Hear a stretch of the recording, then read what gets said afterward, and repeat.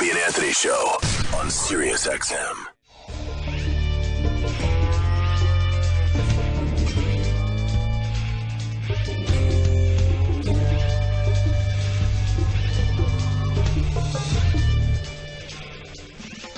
Hey, let's bring in Aaron Paul. Yeah, where are we going to put him? We got to He'll get be him in the chair of honor. The chair of honor. Ah, there he is. Wow, I recognize know this guy. It's like, hey, I know this guy. Fuck, I know this guy. I know. We have the Jim. How you doing, Anthony? That's Opie, Opie. baby. How are you? Nice to meet you. Nice to meet you too. And for the 80th time, I have to explain. Look, I don't normally look like this. I had a fight with my He doesn't pool. care. I didn't even notice. No, actually, I look like notice. you in every episode. I know. You get the shit beat out of you Yeah, constantly. They love They love just beating you to a pulp. throwing me down. Yes, you're Jesse, of course, on Breaking Yes, Bad. Jesse Pinkman. And I didn't watch the show from the beginning when it was actually on, but somebody turned me on to the DVDs, and it was one of those where I popped the first one in and went, all right, that's it, captured. Yeah. That first episode grabs it because you don't know what the fuck is going on. Yeah. And from there, it just gets better and better. It's so good. Yeah, It's so good. I started smoking meth. Oh, Yeah, did you? yeah, it really we have that effect. It's great. It kind of does make you want to do meth. Yeah, it 'cause really just looks so fun. Yeah, They're yeah. just like so excited when they do it and everything. I literally just started. I'm only 2 episodes into the box set. Because I know the new season starting. What happens after the acid bleeds through the ceiling? I'm kidding. That's where I am. I have The melted body falls through. Yeah, That's where I am that's right a now. great Yeah. one. I've only seen the first 2. That is a good one, and yeah, you screwing things up like that really makes the show, because obviously you got Brian, who's very technical and knows his shit. And you're just like, yeah, well, you get a plastic tub when I could use the metal bathtub. And ooh, I can See, do you this. learn stuff on that bad show. idea. Like, you don't really do. Yeah. Have you been watching it and thinking like, I think I could make meth? Yes. I would have to be devil's think I have this advocate. down. I don't get it. No. I don't understand the No, story. we watched the first 2 seasons, Yeah. and I mean, this has nothing to do with you, but it's taken forever to get the 3rd season on DVD on Amazon. Is it out? Yeah, it actually it just came out. It just came out. Yeah. He's having a problem with his iTunes download. Could you call somebody? Can you go to his house and Hey, work on it? listen, I'm married, my wife and I are comics, and we don't like talking to each other, so we got to watch this kind of stuff. You know what I mean? 2 fucking seasons. You know how much conversation we. Rich, what is the show about for the people out there that don't know? It's about.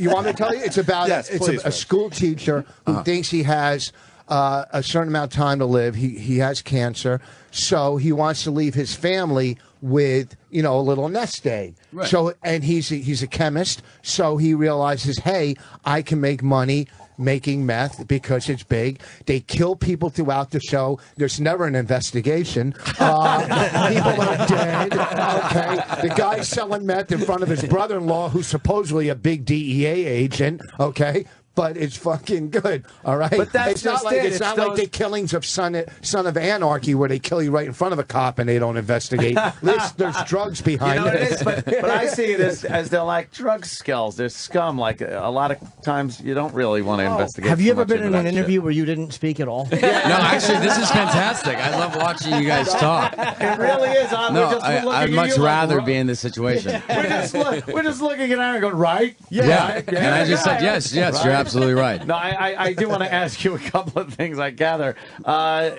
you were not supposed to be in the full show.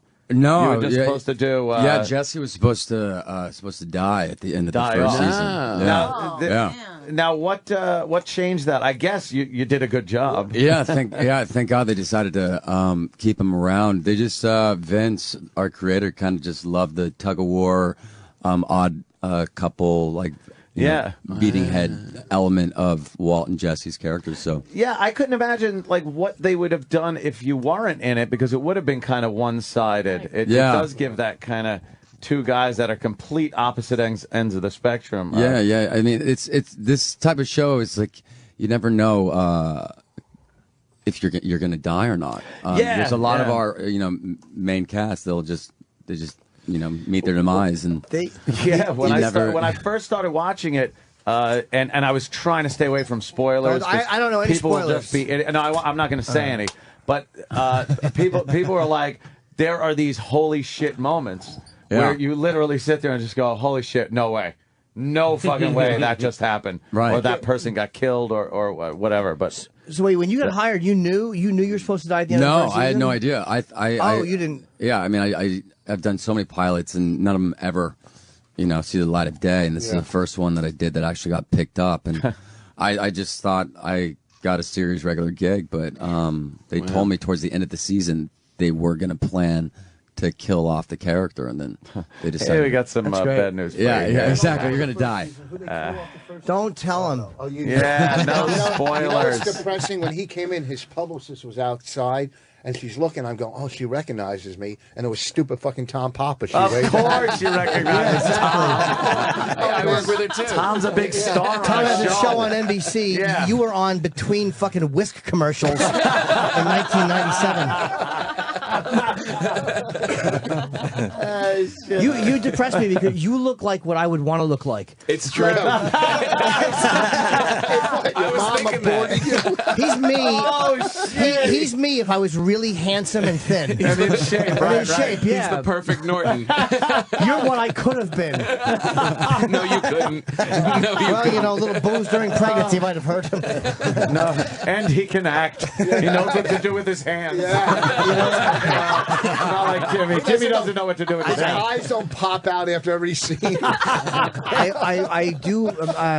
What do you do? That's the hardest part. I always ask real actors. When I act, I don't I'm talking. My hands are very still, and it's fine. But I don't know how to work my hands when I act. It's a fucking nightmare. I literally am all over the You're place. not a Work your puppet. mouth. He's a puppet. They're all over the place. It's uncomfortable. Maybe hold something. That's a good idea. But every scene I'm holding things. Where are you Just, going to put a black cock on every set? your mouth.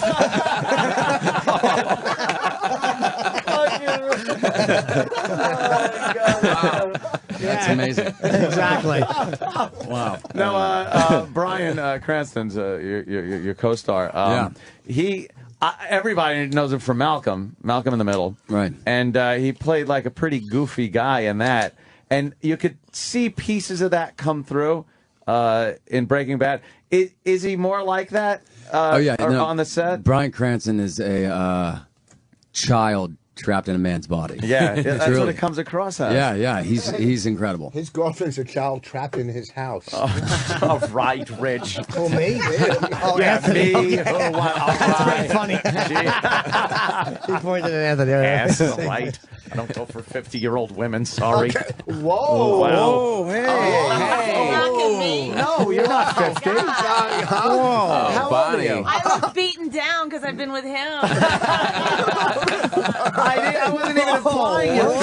Bonnie. How old is Bonnie? Bonnie, come back. You made Aaron uncomfortable. You better not Bonnie- walk out. This It's is just something. another excuse for me to use meth. That's all. Exactly. Bonnie's in her late 30s. Yeah.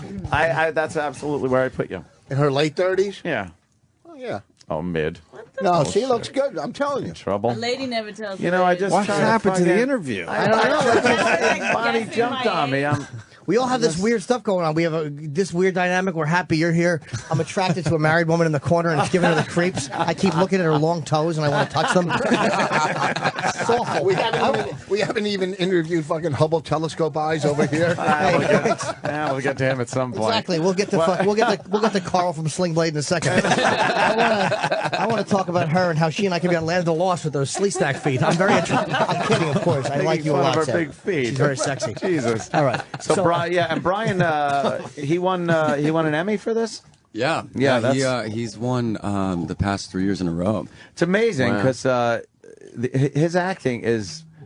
I guess I underestimated him because he was just in a sitcom for the most part and kind of playing the goofy dad part. Yeah. But man, he's good. He's really good. Yeah, he's great. He gets that whole thing going of the fear and confusion. And he played the cancer guy really well too. I was kind of a little skeptical at first watching it because I'm thinking like, oh God, I hate watching shows like this because I always think I have something. If I watch something where someone's sick in the show, but at least they didn't really dwell on it a lot. He was coughing up blood. I wasn't. I felt I was okay. You're in the clear. Yeah, I was pretty much in the clear. But I guess the first, and this isn't a spoiler because it happens. The first killing that takes place that he is responsible for, hands on and eye to eye, is frightening. Yeah. Because you really do kind of get to know that person.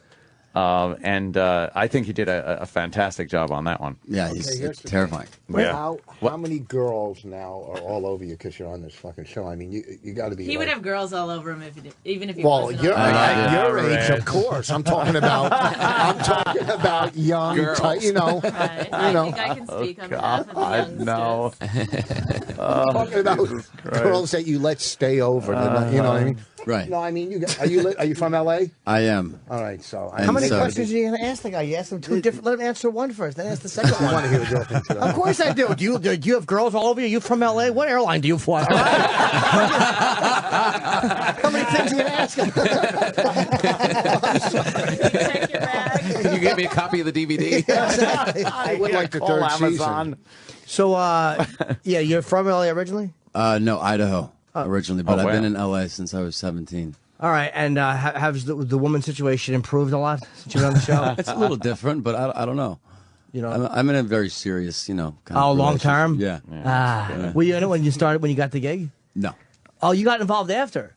How long? How many seasons in did you meet the girl? 3. Oh, so you have Or time. 2, All right, yeah. you got it out of your system. 2, yeah. That's fucking the first. Got it out of his system. First 2 seasons, you go fucking crazy, Yeah, exactly. and then you meet somebody And then who- settle down. Yeah, that's kind of nice. I wouldn't know. I've only been on a series that lasted 1 season, but I imagine if there was a second one, all right. You're working on it. Yeah, whatever. You're working on it. You can get, when you're on TV like that, you can get like clothing and Could you sneakers. talk into the top mic? and shit, like, you know He's, what I mean? he's Yeah. talking about he's talking about pilfering from the set. He's trying to get No, swag. he's off. He's talking getting swag. He loves to barter. Yeah, but the clothes loves that the deal. I wear on the show are they're all like triple XL, like Right. giant. Give them to Norton when you're done. Nothing. But Did that's you- just mean, I Rich. got greedy. It's all right. Did you have to hang out and watch some meth heads to figure out how to? Yeah, I did. Yeah. Yeah, because I was watching and going like, yeah, that kind of looks like what meth would look like. Yeah. I definitely surrounded myself with a lot of those characters. Yeah, And, yeah.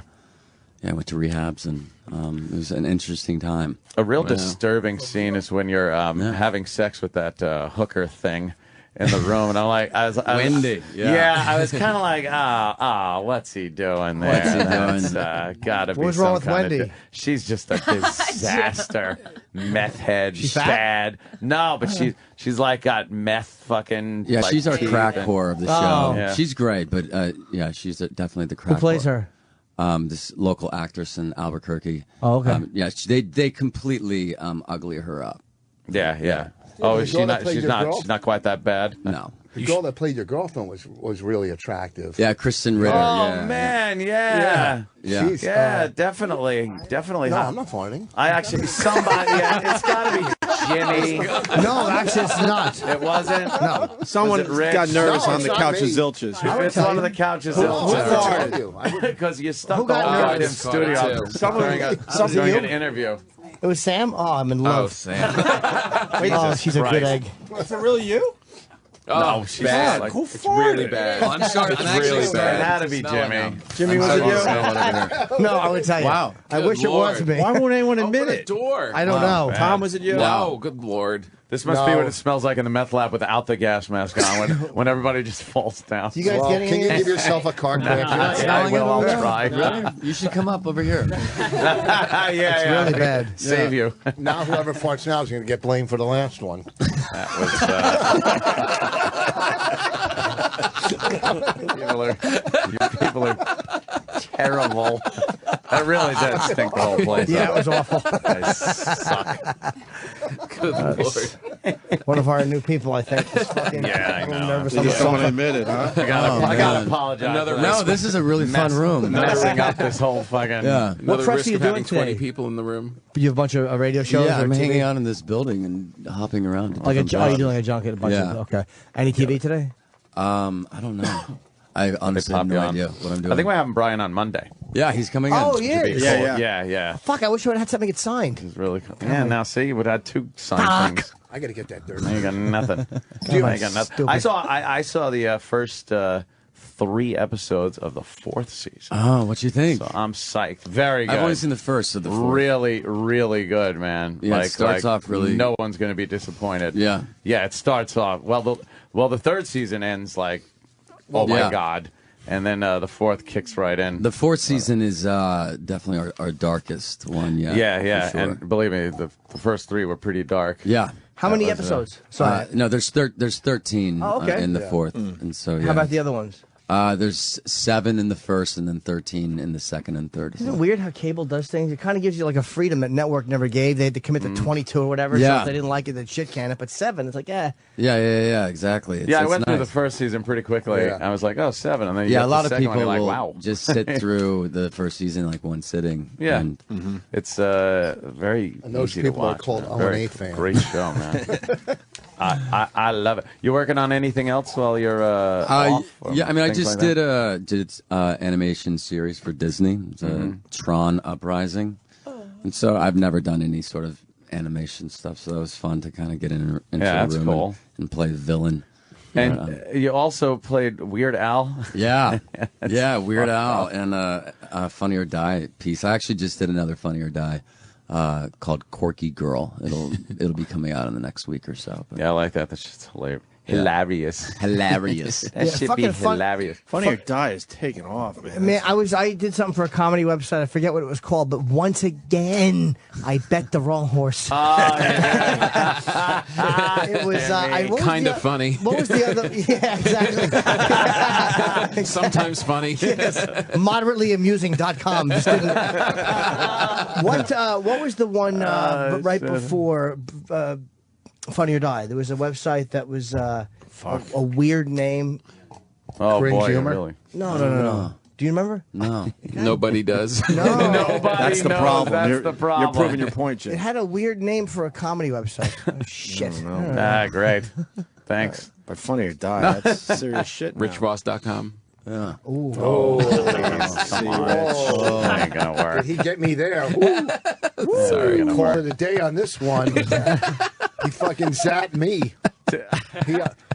Did they give you a certain amount of episodes like that they're going to end the show? Is there an end date or just let's keep We're not this- really sure. Keep this thing going. Yeah, no. I know Vince, our showrunner, wants to end it on a good note. He doesn't want to stretch out the storylines too much, and so I think probably 5 or 6 seasons will be done. Yeah. Yeah. And the what's his name? The lawyer is a comic. Yeah. Yeah, he's fucking hilarious, man. Odenkirk. Yeah. Oh, Bob Odenkirk? Yeah. Yeah. Oh yeah. He's great on that Yeah. show too. Yeah. We did a benefit with him. It was some Andy Kaufman thing. House of Blues. It was so bizarre. Fucking. Was it? No one has ever milked a situation like Bob Zamuda with Andy Kaufman. Yeah, it was like some 20th anniversary of his death, and they were having comedians, and Andy always said he'd come back after the 20 seance years. thing? Yeah. Yeah. It was fun to do the gig, though. Oh, they showed clips of his movies with Jim Carrey's movies. We did 20. The show was me, Norton. I was hosting Norton, the guy. What's the name, Bob? But they had 2 hours before us of everybody telling Andy Kaufman stories. His mailman, everybody, and the Rooster Press, and now our comedy show. And they brought us up in the fucking middle of this fucking memorial. So what you're saying is you have a great excuse why people didn't laugh. Oh no! I walk down, go Andy Kaufman. I go. I used to watch Taxi. I go. No, he didn't. See? Just Nothing. A great, yeah. See? Yeah, that must have been an amazing show. Amazing moment. Oh, what is that? Thank you that very three? much. I texted Roland. Oh, damn. There it is. I don't want season 3. I do. I'm kidding. Thanks a lot. Listen, you're not even, I'll give you season 1 and 2. I have it at home. I'll give you 2. Well, yeah, well, really? So, are you going to bring Aaron to your house and have him sign it? Huh? Die in a fire. I'm getting him to sign this. Die in a fire. Thank you. Thank you, Roland. I said to Roland, I texted, do we have anything from Breaking Bad? 'Cause I'd like to get it signed. We have Well, one of the- sign the cover and just let me use the inside, and I'll give it back to you. That's all. Nah, I don't like the idea of that. I like to keep my things pristine. Listen, what's the big deal? Oh, Exactly. my God. Jimmy, I got your answer. What's that? E-Bombs World? No. Comedy site? No? All right, that's big. My right. video's Oh, going fuck, viral I thought I on had that. it. What's going viral? One of my television appearances. Right. What television On appearance? Martin Lawrence, when the black lady was fucking with me, and I Fucking guy. smashed her. Rich does have a viral video. It's making Okay. rounds. What year is it from? Huh? He's Last beating down year a when I did heckler. Martin Lawrence, the black First Please. Amendment. All some right, lady- let's talk to Aaron. Right. I know, right? Going Exactly. viral doesn't mean over Hold years. on. I like this. Yeah.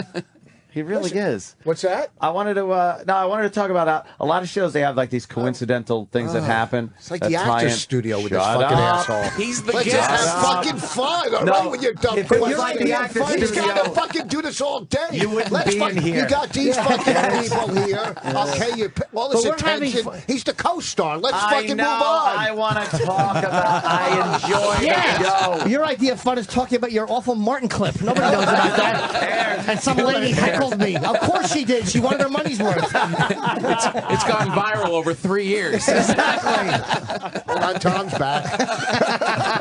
Hold on, there's an echo. You're not getting season 3. I'm just going to start watching from season 3 and go, I don't know what's happening. No. Why do I have to be punished for what he did?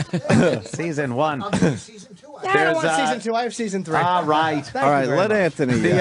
No, I want to get a lot of times coincidental stuff happens, and you're watching a show and goes, that ain't gonna fucking like. What are the odds that would happen and that would happen? There seems to be, and I'm not going out on a limb here, this underlying thread of almost this cosmic attachment between all the characters. Yeah. Like that they're I think Brian kind of is linking all these people together in some strange way that Yeah. doesn't seem to just be, oh, let's throw this and people will believe it. It is almost some kind of spiritual thing going on with the show. Yeah, it feels like it all kind of makes sense in a strange, dark, weird way. Yeah, especially like that one scene with your chick there. That I won't. I'm no spoiler from me. I don't. Ain't getting it from me. Is it in motherfucker. season 3? Because I'll She's- see it tonight. And she is very hot. She actually made me look her up on IMDb. Oh, yeah. To see what she was in. So did anything Dakota else. Fanning. She's like, hey, you can't use her anymore. She's of age. You got to go with her younger sister now for the joke. All right, are you done with your right. questions? Can Whatever. we move the fuck I know. on? Yes, Why do you want to all ask right. questions in an You know, interview? it's like the fucking Glenn Close Go. interview. Enough of your stock interviews. Hey, what's wrong with All our right. Glenn Close interview? We did a terrific job that day. Yeah, you're right. Fuck this I don't interview. know. Ask Rich questions about Rich. Yeah, that's interesting. Nothing to do Wow. with me, okay? How did he get such a pretty wife? That's what I'd ask first. Because Jeez. his nose didn't How look long- like a but you fucking think she's racetrack. All right, look, I hit the pool. Yeah, you and hit you the think pool. Bonnie's 50. Terrible. Exactly. I didn't say that at all. She implied. We haven't I got said- past that yet. Right. I'm still crying about it. Oh. Yeah. Oh, come on. All right, Aaron. I think Anthony's Aaron interview has is a very question. good. Yeah, I know. I'm just. I love the show, and I'm Prove it. really glad you came in. I did prove it. I know everything that's going on the show. Breaking Bad. When's the premiere? Sunday, July 17th. Yes. 10 p.m. on AMC. Our Which pal is Bill getting good Burr is shows. in it. I like that. Do you know Bill I Burr? saw Bill Burr. Now, wait a minute. That is from the 4th season, which isn't out yet. Right. So that's a little teaser. Bill's in it? Yeah, our Bill, pal Bill, had, Bill is Bill, in had it. a, Bill had a spot in it. He told me he's in it a little more, but I haven't seen that. He plays that guy that was testing the pH of the soil. Yeah. That's Bill. Oh, Billy Burr. He looked gruffly handsome. His beard was grown in and everything. I don't like people with red hair and beards. He gets more You don't handsome like as pirates? he gets older, that Bill Burr. He really Yeah, does. but red You hair got- people have thin lips. No, It's like kissing a fucking.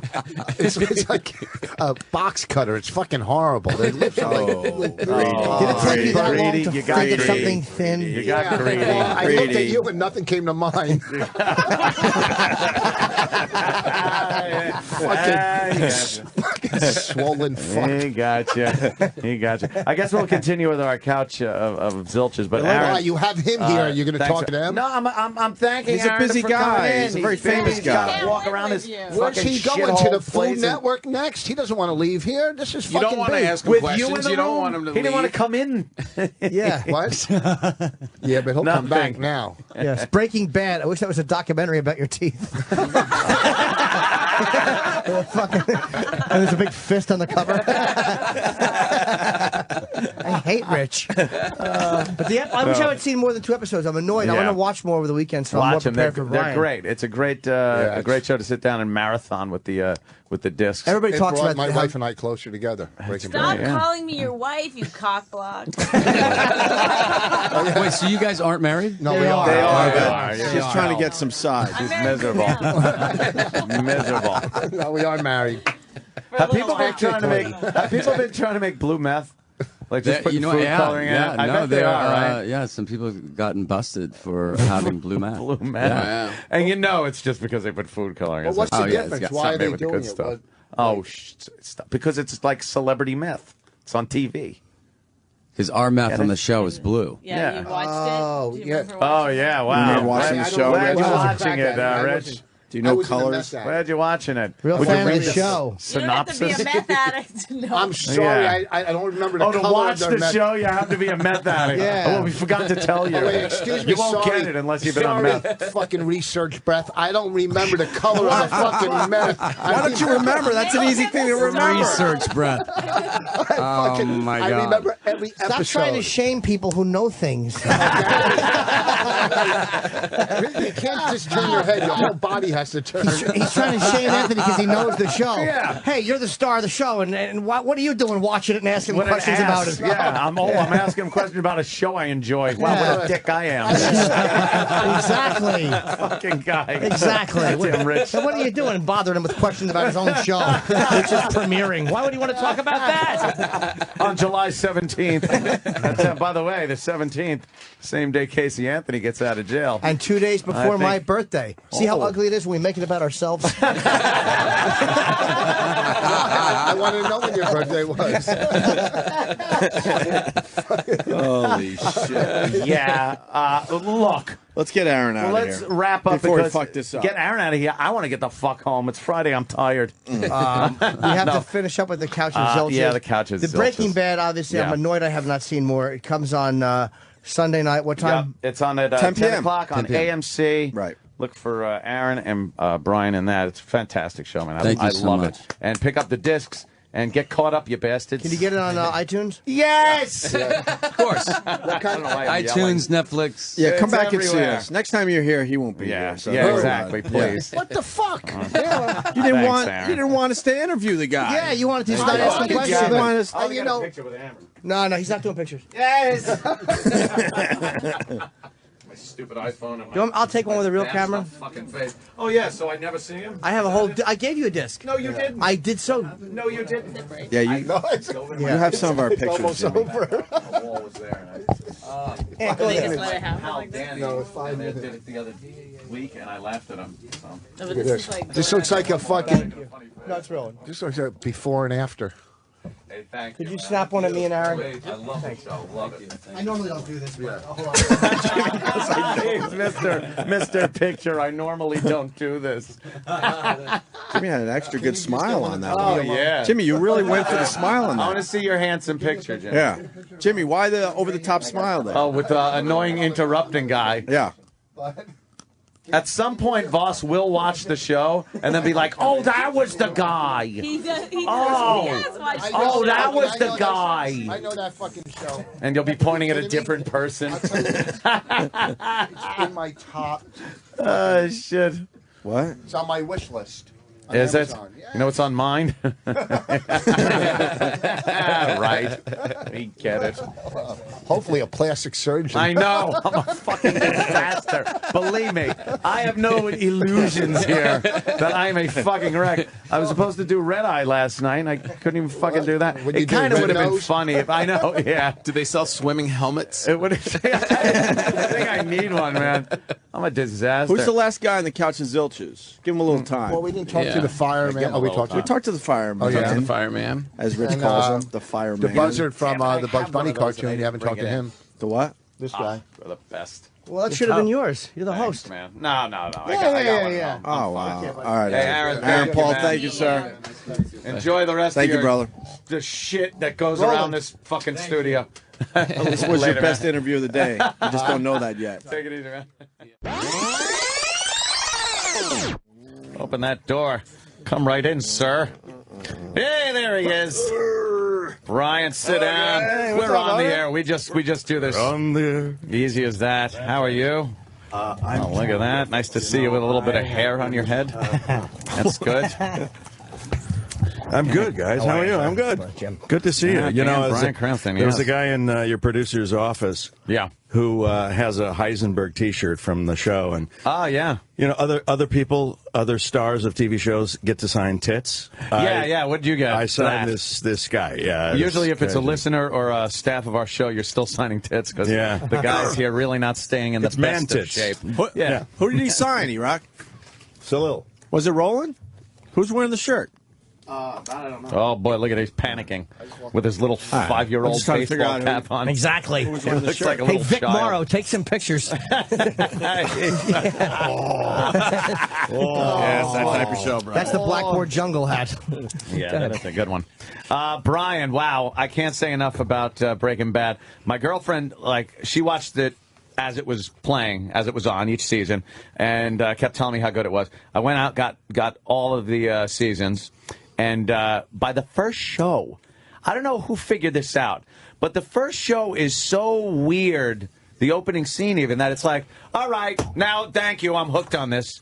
And couldn't stop watching it. It's designed that way. I mean, the very first page of the pilot episode that you're talking about says, you know, a pair of trousers are falling down from the blue sky, white clouds, red dirt, hits the ground, an out-of-control RV rolls over them. Inside, a man only wearing tighty-whitey underwear and a respirator drives frantically. Next to him and I'm going, what? Next to him is another man with a respirator. Behind him, 2 dead men sliding up and back in a sea of chemicals and glass. And that was page 1. And it was like, what? That's what gets you, because you cannot turn that off and go, I don't care. I don't care what happens. Let's see what's on reruns. Yeah, it was. It just grabs you, and then the whole show just has this. Everything's kind of tied together, which is weird. And I really didn't kind of get a grasp on that until I guess maybe the second season. That there's this cosmic thing going on where I guess you're the center of it. And was that put out in the first season, or they kind of think of that later? What Breaking Bad is attempting to do is to do something that has never been done in the history of television. And that is to start out the series with a guy in one kind of person. He's, in my case, I was a milquetoast high school chemistry teacher who is a good guy, loves his wife, has a couple kids, one special needs child, and is just trying to make ends meet, just trying to get through life. And over the course of the series, that completely changes because of circumstances that comes up, i.e. terminal lung cancer. You got 2 years to live. What are you going to do? So he changes his entire life, becomes a drug dealer. And by the end of this series, whenever that's going to be, I will be this hardened guy, this hardened criminal. Yeah, I kind of wonder how it'll end in that respect. Like, will there be some kind of redemption? Will you just be a bad? Because as this is going along, from the first season till now, like, you don't have problems with killing people. You probably enjoy dealing the drugs more than you would running a science class. Well, it's an interesting look, sociological study, really, because you say, what are the influences? What are the indicators that can change a man? What confluence of occurrences has to happen in order for, as our lead writer says, he wants to change the guy from Mr. Chips to Scarface.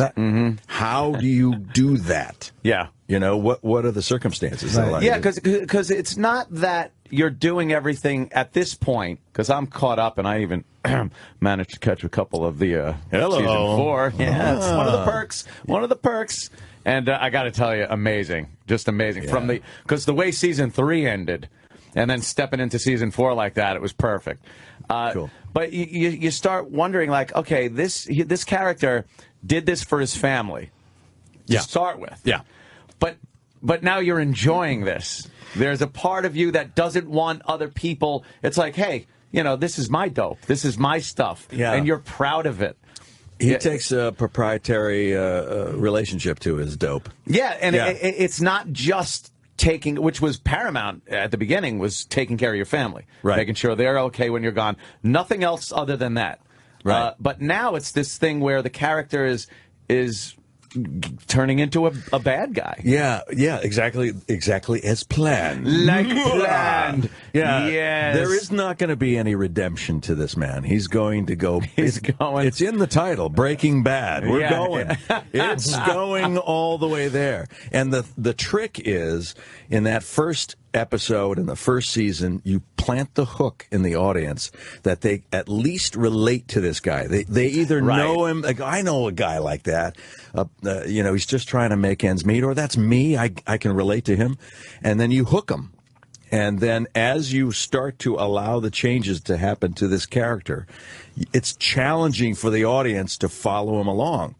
And the audiences that we talk to, they love the show, and they say, look, man, you're really starting to piss me off now. It's like, you're freaking me out because and it's like you're still on the ride because you're hooked. You're strapped in. There's no way out. It is a great strategy because if they just went right into it as a drug dealer, you'd be like, hey, look, I've never done that. I can't relate to this guy. And why would I want to watch this guy? Right. Kill people and make drugs is I don't know. Seen it.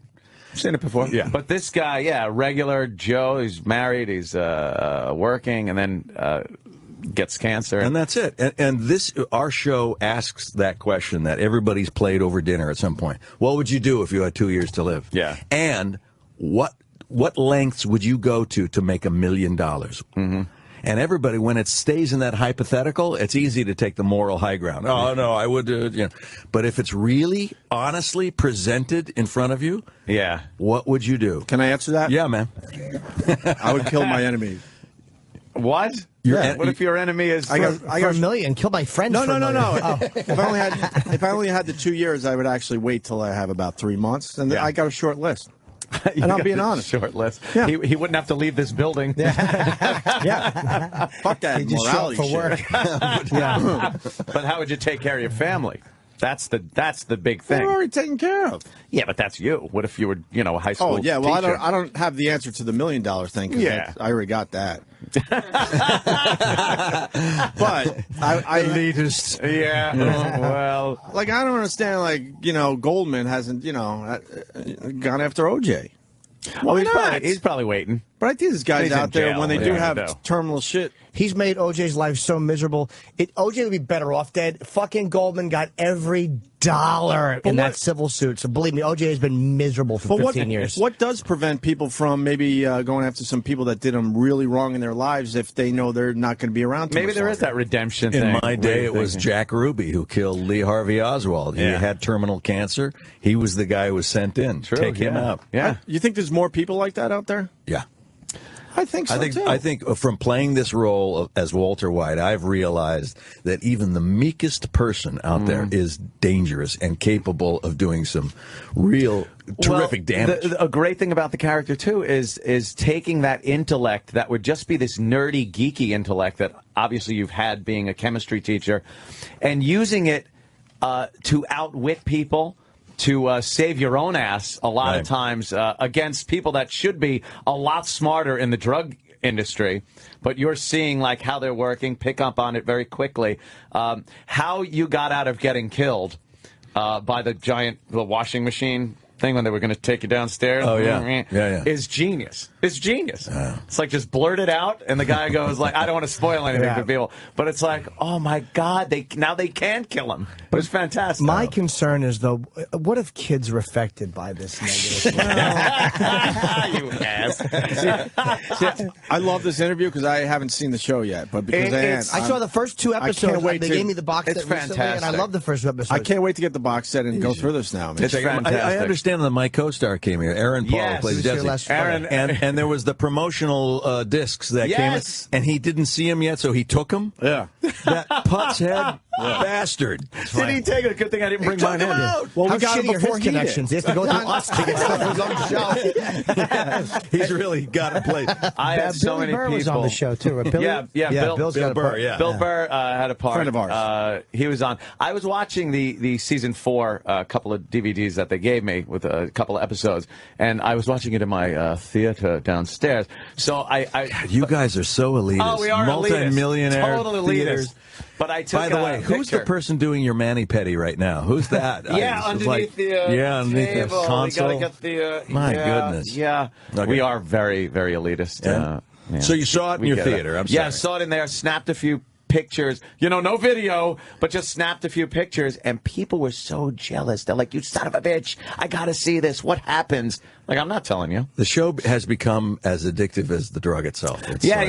Yep. The meth. Did you now? Did you have to? I asked Aaron this. Did you have to kind of research what people are like when they're on that shit? Not so much, because my character was I researched the chemistry. I followed the head of the chemistry department at USC around for a couple days, and just learning the nomenclature and what does what, and this flask is for this titration, and that's for mixing, and this is for, to get my head wrapped around that again. Yeah. But I didn't really want to learn about the effects of the drug, because my character is ignorant to that. You don't have to. Just doesn't. So I learn as along with my character as we go. Do people ask you like chemical questions now in real life? And you're like, I'm an actor, idiot. I'm not a chemist. It's a compliment. Yeah, exactly. Well, and you have won some Emmys there. That's yeah, I have. That's not how many have you won? Right? 3. That's great. You brought it up to Aaron Paul, didn't you? Yeah, and I realized that he indeed also has won an Emmy. He won an Emmy. But not as many as Yeah. He won an Emmy. And all I said to him was like, "So Brian won like 3 Emmys for that. It's amazing." that was like, it. it's like, yeah, thanks. You kid." didn't acknowledge his Emmy, but you acknowledged Brian in front of Aaron. He's got plenty of time to act and stuff. You've been in He's quite a a few kid. things. That's also nice to see He's saying Brian, I'm on my too. deathbed. Not saying that. I'm Aaron's just got saying, plenty of time left. You, on the other hand, get him while you can. It's your last shot. I noticed with this character too. There's an element of the father from Malcolm in the Middle in there. Is he? Yeah, but I think that's part of you. Like, and I was asking, is that like? You seem like a fun guy. No. But it does. No, you're miserable. No. Just a miserable bastard. My character Hal from Malcolm in the Middle. No, he was afraid of everything. This guy was just afraid of heights, of bugs, of someone walking in the room he didn't know. Yeah, so that was him. But no, hopefully there's not too much leakage. Yeah, I think these are totally different. I don't. Shut up, I think they're totally different just too. see Kind of a part dick of comment to make. Yeah, it really is. So you're the same guy in every show. How do you pull that off? I think it's amazing the difference between them. You're funny and Malcolm is hilarious. And this is just so dramatic. It's unbelievable. Comic element. Trying to save his There's ass. a comic element Oh my there God. And the physical. that you could tell. I'm Yes. going to turn my attention Yeah, to this right unbelievable, now. 'cause Thank you very Bobby much. Kelly, I can see the differences. Yeah. Gravity is making you turn. Fat bastard. Really? Turn on me? I have to. Yeah, you had to. Anything. You had to. Malcolm Grabbing in the blade of a sword. Hilarious. That was a hilarious show. I mean, really funny and edgy show. And now to do this is fucking crazy. That's like an actor's dream to have a hit comedy and then have a hit drama. Is there a question somewhere? Yeah, and in the there? critics love it, man. No, it was a statement, stupid. A nice long, Just wait for the drawn out statement. Wait for the period at the end, dummy. We're waiting, And of course, Dr. Tim Watley being part of an institution comedy like Seinfeld is that was just great. That's crazy. That's got to be one you're recognized for a lot. I am still recognized because it plays so much. Yeah. A lot of the new generation, they don't even realize that it hasn't been shot in 10 years. Yeah. And it's an iconic show. Probably my most favorite comedy of all time. Yeah, I think a lot of people would say that. Yeah. That is a good one. And Curb's up there. one of the best, I think one of the best episodes is when you convert to Judaism and will not stop at the Jewish joke. Right, and Jerry goes to my former priest and complains about it. And he says, "And this offends you as a Jewish person?" "No, it offends me as a comedian."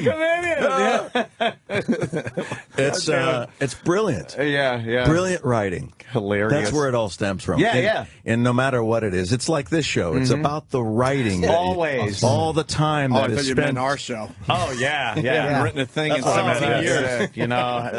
We're up When at you guys 3 take in the time morning. to write that material, it's gold. It's gold, Jerry. It's gold. Can I ask something?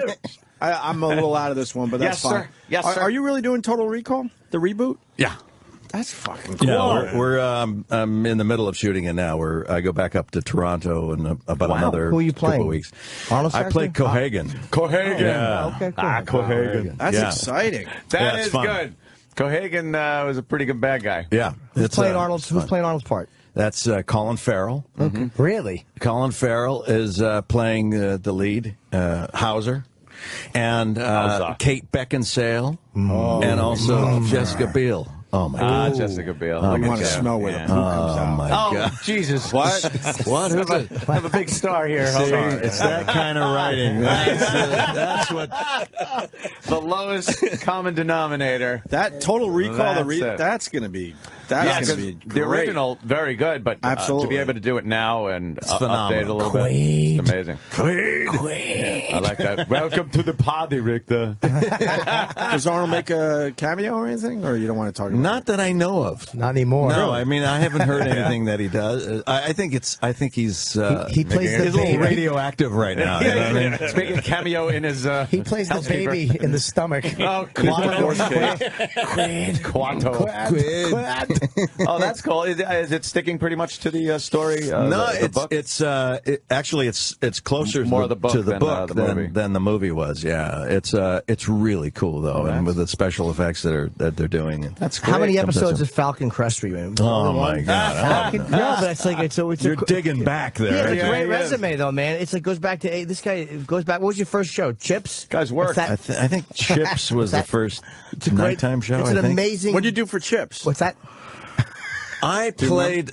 There was really bad. I played a guy who was talking like this. I like Gomer Pyle, and I was married to a girl. Kathy Shower was her name. You can pop her up. Kathy Shower was. I prefer Golden. Was a, Jesus, Jimmy, again. Who gave you the goal? Stop writing. We're going to lose our guest. We're going to lose him. No, That's it's a little too edgy. She was a Playboy playmate, and Eric Estrada was all over her. And anyway, Kathy and I played this husband and wife, and we're from the South like this, and we're breaking the laws. Really? Some ridiculous kind of thing. She's making erotic films now. Is she really? Yeah, I'm sorry. How horrible is There you it? go. Is that her? How bad can it be? Is that her? It's just her ass that is showing. It's Very her, good, Bobby. It's her with the flip cam. Oh. But how terrible is That's that? her You want to right bang there, a girl, and Eric Estrada is trying to bang her on his own show. It's like there's no way. Is that her? Yeah, get a Eric's check. probably You don't going to think get you her. have a chance? No. Eric's probably going to get her. It's been a long time. I have no idea What was the first thing you did? Sheesh. I did some daytime stuff. I lived in New York for 5 years and did soap operas. Oh, so you did some soaps, yeah? Yeah, and then went back to L.A. and did all that stuff. I met my wife on a TV show back in the 80s. Really? Yeah, What she was show was an that? actor. I was an actor, and I'm doing the bad guy of the week, and she's the victim of the week, as the male-female roles are. Oh, wow. You know, especially back. Was it a It was a manic show called Airwolf. Oh yeah, I remember. Of course. It's about the helicopter, Ernest right? Borgnine, Ernest Borgnine. and Jan Michael Vincent. There you go. Jan Michael at his prime. Yeah. Well, just after his prime, but I'll He close. was that poor guy. But He you were was talking about Ernest Borgnine. It's in his prime. Oh, so you were like the bad guy in that one? Of course. They had to swoop down in Airwolf and yeah, exactly. fix your wagon. Kind of crap. Yeah. Terrible show. Do you really? Terrible goddamn show. Well, I think a lot of the '80s were full of some pretty Crappy shows. bad shows. Yeah. Just as long as they were, because everything was produced by God, what's his name? He did Stu the Siegel? Stephen J. Siegel down Cannell. in- yes. Stu Siegel Productions. I actually did a Belisario. pilot for him called Adrenaline Run. You know the How'd that work out? helicopter. I'm here. You know the helicopters footage the news gets in L.A. because they always chase the cars. Yeah. They would take the real footage and build a story around that. Oh my God. And we were the adrenaline runners. I can make a whole feature out of this stock footage. And shoot it in 2 days. Frank Lupo, the creator of the A-Team and Hunter, actually came up with the show. Wait, the adrenaline runners. What would you guys do? We would get in the car and chase them because we were on adrenaline. Let's go! Oh, it's like fucking. It's like Twister, and but with cars. We'd chase them, and then they cut in the real footage. They'd have to to duplicate. We shut down the highway. We had to do a chase. I had to slide over a hood. But this is the thing: is the you lead leave a nice crease in it? Yes, the lead. I was actually about the Klan. I had hair and I was thin, but I had a goatee, and the lead had a goatee. I was like one of the adrenaline runners. The lead cop guy had a goatee, so they made me cut mine off and have a mustache. So I just look like a fucking Mexican with a mustache. One of the scenes from Boogie Nights where they had to make one of the Magnum PU. Speaking of the 80s shows, they're bringing back Dallas. Yes. Yeah, That hit the paper today. As a regular series or a... Yeah, Larry Hagman's TNT. coming back. He's going to be part of it. So is Susan Gray, I think, and so is Patrick Duffy. You know, isn't there a time and a place for certain shows and things like that? To let it go. Yeah, just let it go. Let it go. Did you notice that the kids on Malcolm were getting a little old for what they were doing? Long in the tooth, yeah. It's like, hi, Dad. Wait a minute, what the fuck is this? It would be fun, though. We'd love to come back years later, all the kids are grown, and see what happens. You know, what has happened to that family. Right. Yeah, It'd be fun to do like a movie, just to... The dads just a on one-off, just a one movie. I think that would be great. Yeah. Yeah, it would be fun to do. Hey, getting back to Breaking Bad, Charlie Dog, I hope this doesn't give anything away. He says, love the show. Please ask Brian how he got the pizza on the roof. Does that make sense? Yeah. And how many takes did it take? That was hilarious. Okay, this is the truth. It's a huge pizza. So huge, it was so heavy, and a real pizza. This box was the largest pizza box I've ever seen. And I'm trying to get in good graces with my ex-wife, and she won't have anything of it, and so I get pissed off and I throw it up on the roof. But I can't look like I'm trying to throw it on the roof. I'm just frustrated, and it lands on the roof. And so I'm kind of feeling the heft of it and the distance, and I tell the director, I said, I need to be about here, about 6 feet away or so, in order to justify getting it up there. So they have monofilament ready. They have all kinds of tricks they're ready to do. What's monofilament? It's a little thin wire. It's almost invisible Magician that wire. you can connect to it and pull it to help it out. I have some on me. Yeah. No, I'm kidding. I'm wearing some as underwear right now, but Ow. That's got to hurt. Ouch. it hurts in a good way. So I said, I think I can do this. And so we did the scene, and then sure enough, I fling the pizza. It lands exactly in the spot that would be optimum for the camera. Yeah. On the roof, one take. That was it. And of course, the director says, oh my God, that was fantastic. It was fantastic. Okay, let's try it again. No. And I said, exactly. I said, no. Good. Look, trust me, That's it's not the going one. to happen It's again. never happening again. Yeah, that's it. Let's walk away. The second you walked out that door, I went, that pizza is flying. Like, I think everyone knew watching that going, that pizza's got to go, because you're too pissed. Yeah. You're too pissed off. And some of the hiding places for the money, I was a little like, that seems a little obvious. I don't know. Inside the vent, heating vent or whatever. Yeah. And this was new to, having cash, that amount of cash is new to him. He's like, I don't know what to do with this. I don't know where to go with it. And I was talking to somebody about a show that just has a lot of holy shit moments. Yeah. Where you do not expect, like, it's like, wow, I thought that person would be around a little longer. Yeah. It's like, whoa. I guess that's the show. Have you seen the first couple episodes, you said? I've only seen the first all of season 4. Oh, man. In the lab, that is just brutal. It's fantastic. It's a great scene. Just a fantastic show. I couldn't be happier to have you here today. Thanks. What was your first acting role that you actually booked?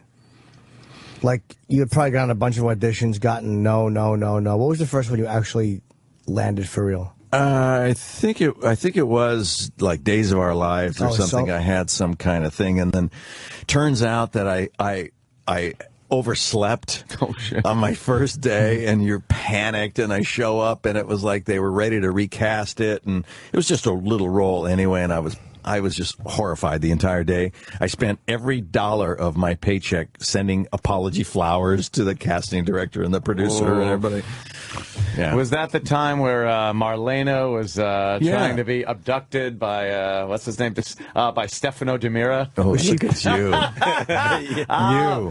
There's a story behind that, Brian. Oh, we were doing afternoon radio. There's a story at the time, behind that, and if you want to hear. And it was the one thing to watch before I went to work. doing afternoons. Yeah. And I got so roped into it.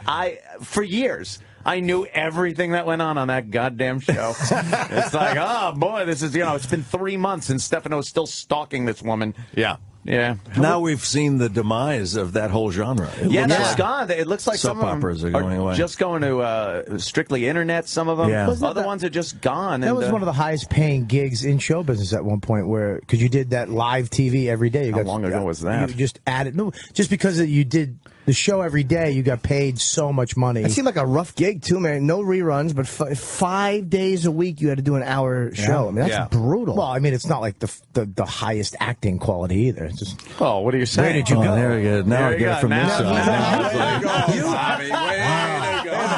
Oh, God. Brian. You were the last one he liked in the now. Am I the only one here who likes you? What's going on with you guys? Thank you, Jim. I watched soap operas. I had deal- mono. I was in the hospital for a month. Oh, really? Yeah. What were you kissing? My mom. Oh, man. That's right. It was what she was kissing that wasn't the problem. Sorry, trying to be nice. No disrespect. You just want. God damn. No, what the deal on acting on daytime? It's extremely difficult because it's the quantity of work. It's really challenging to do really good work because you finish that day and you basically throw that script away and pick up a brand new script and start reading for tomorrow, and it's like you're overwhelmed with how much work there is. I guess when they're taping, you really don't have a lot of time to work out a part or dialogue with a certain person. It's like, stand here, say these lines, okay. Turn here, exit, like Ed Wood. look angry. Cut, print, perfect. Yeah. And if you get close, if the intention is correct and you get all the names correct, then we're moving on. That's good. Now, were you in the show in the capacity where you got to be one of the people that had to kind of freeze frame their face and make expressions when they went to commercial? Everyone on daytime has to do that. That's the hardest part because it's a big lie. So what were you doing last night with Kay? Yeah. And then you got to just... And then just hold it. And while they're fading out. That is hilarious. Or my deal was my character, and all the characters are pretty cut and dry. So my character, I was the associate professor at the university, and I was a good guy. So I get dumped on by girlfriends, and everybody's, like that. I'm a terrific guy. So I have this girlfriend who is dubious, and she's like, she gets a phone call and is obviously in shock. I mean, obviously. And I'm going, who was that? And she goes, no one. And I go, okay.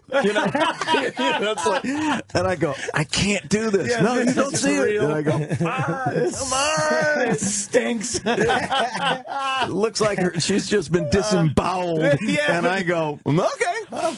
And you're something to drink? And you're supposed to be a professor. Jesus.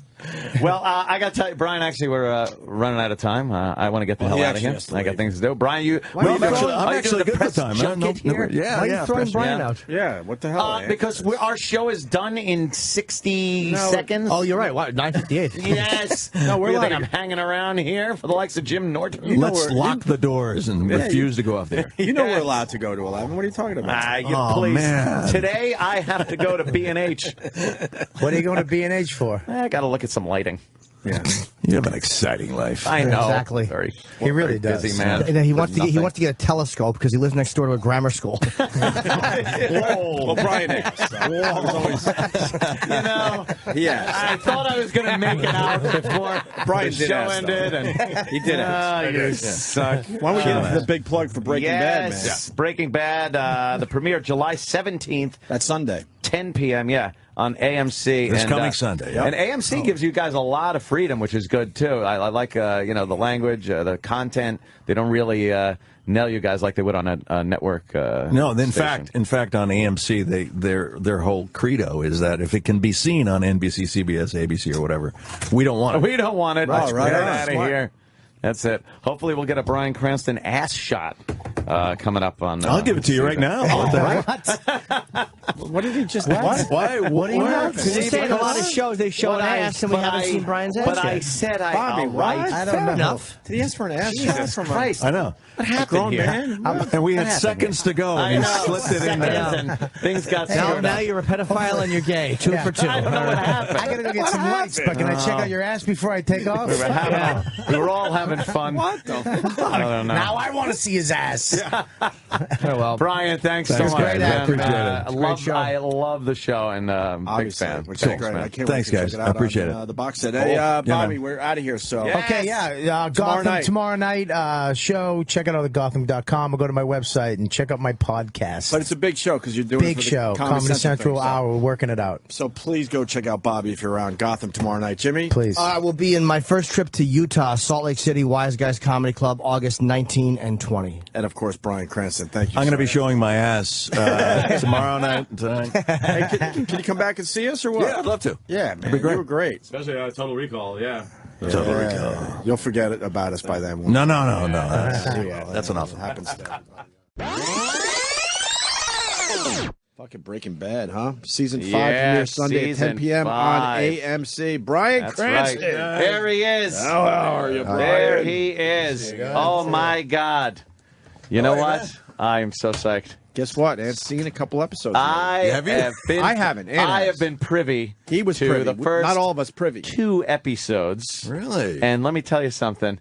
The second the first one came on, I'm like, yes, finally, because you know that long wait between seasons. It's not easy for us. How long was the wait? No. We don't know how this goes, But so how- we have to wait. But how long was the wait in between seasons? A year. Like a year. That's A doable. full calendar year. It's That's not. a not It's a terrible. year. That's doable. Some of these Crazy. What about The Sopranos and The Wire? They got a Exactly. little. They got a little longer than a year. Sopranos will be 16 months, sometimes They 18 did get months. crazy. Brutal. Listen, I brought Yeah. a little something for you guys. So you don't. If you wait a year, Oh, man. you can still. I have a little. I would love some little of teenth, your a little meth, teenth of our product, my some friend. of your product. My friend, that's for you. wonderful.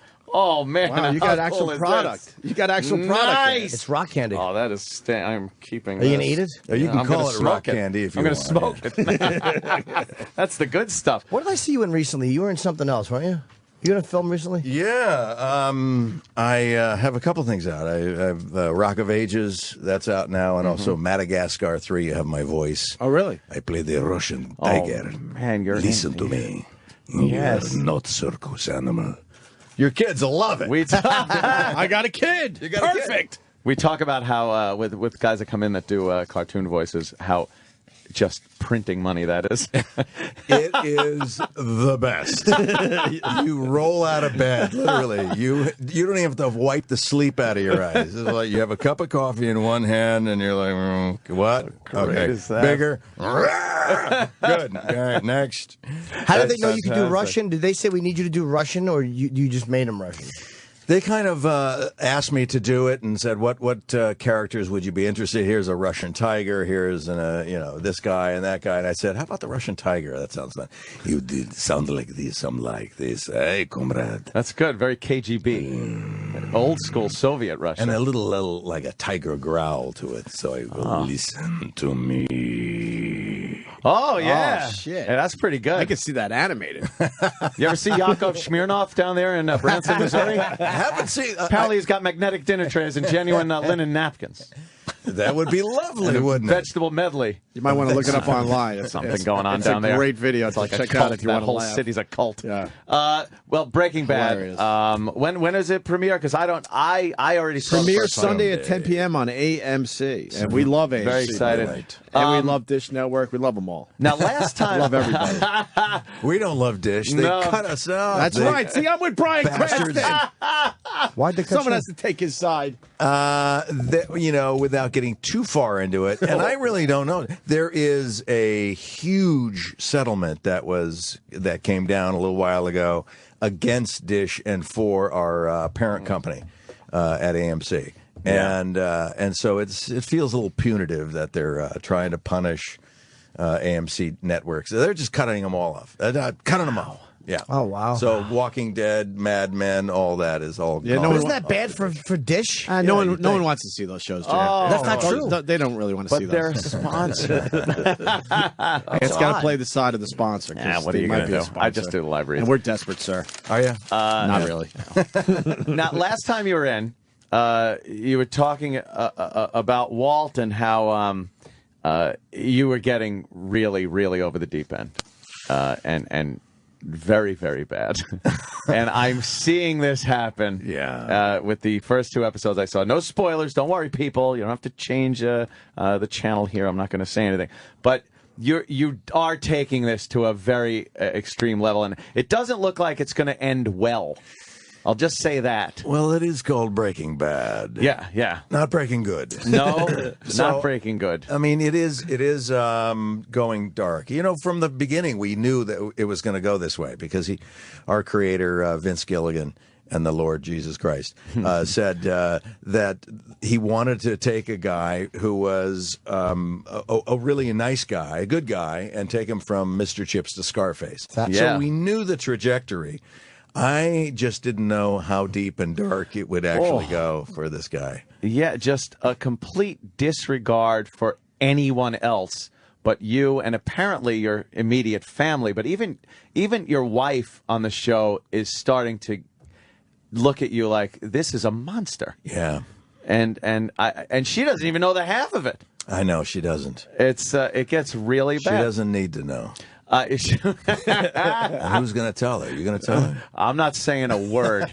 You go about your business, Mr. Science Teacher. The thing that's so interesting about this is that I think, certainly men, but any human being is capable of getting this dark, given the right set of circumstances. I'm telling you, I think it's possible. What's happened to Walter White is that he's been seduced. Never before in his adult life has he had money, has he been able to intimidate any other man ever. Just a mild-mannered science teacher, yeah. He was invisible to everybody, even himself. And all of a sudden, through these set of circumstances, he finds himself. He finds his power. And yeah, he's preening now. He's a peacock. But it's better than feeling numb. You know, so if you told him you can have an extraordinary 2 years to live or the absolute most boring 20 years to live, what would you do? And it's like, I'm not so sure. There's a lot of desperation and depression involved in, you know, that kind of desperate life. Yeah. The transformation has been done so well that it's believable. That's the amazing part. Over the course of all the seasons, you have gone from just the invisible science teacher to a drug kingpin for the most part. And the whole transformation's been very realistic because there wasn't any one moment that kind of made it happen. It's just all these things came together over time. I think that's what Breaking Bad does well, is that it uses the medium the way it should. It's like your show. You use the medium the way it look at us, see? You do. You use the medium the way it should. It's immediate. It's current. It's funny. It moves quickly. Yeah.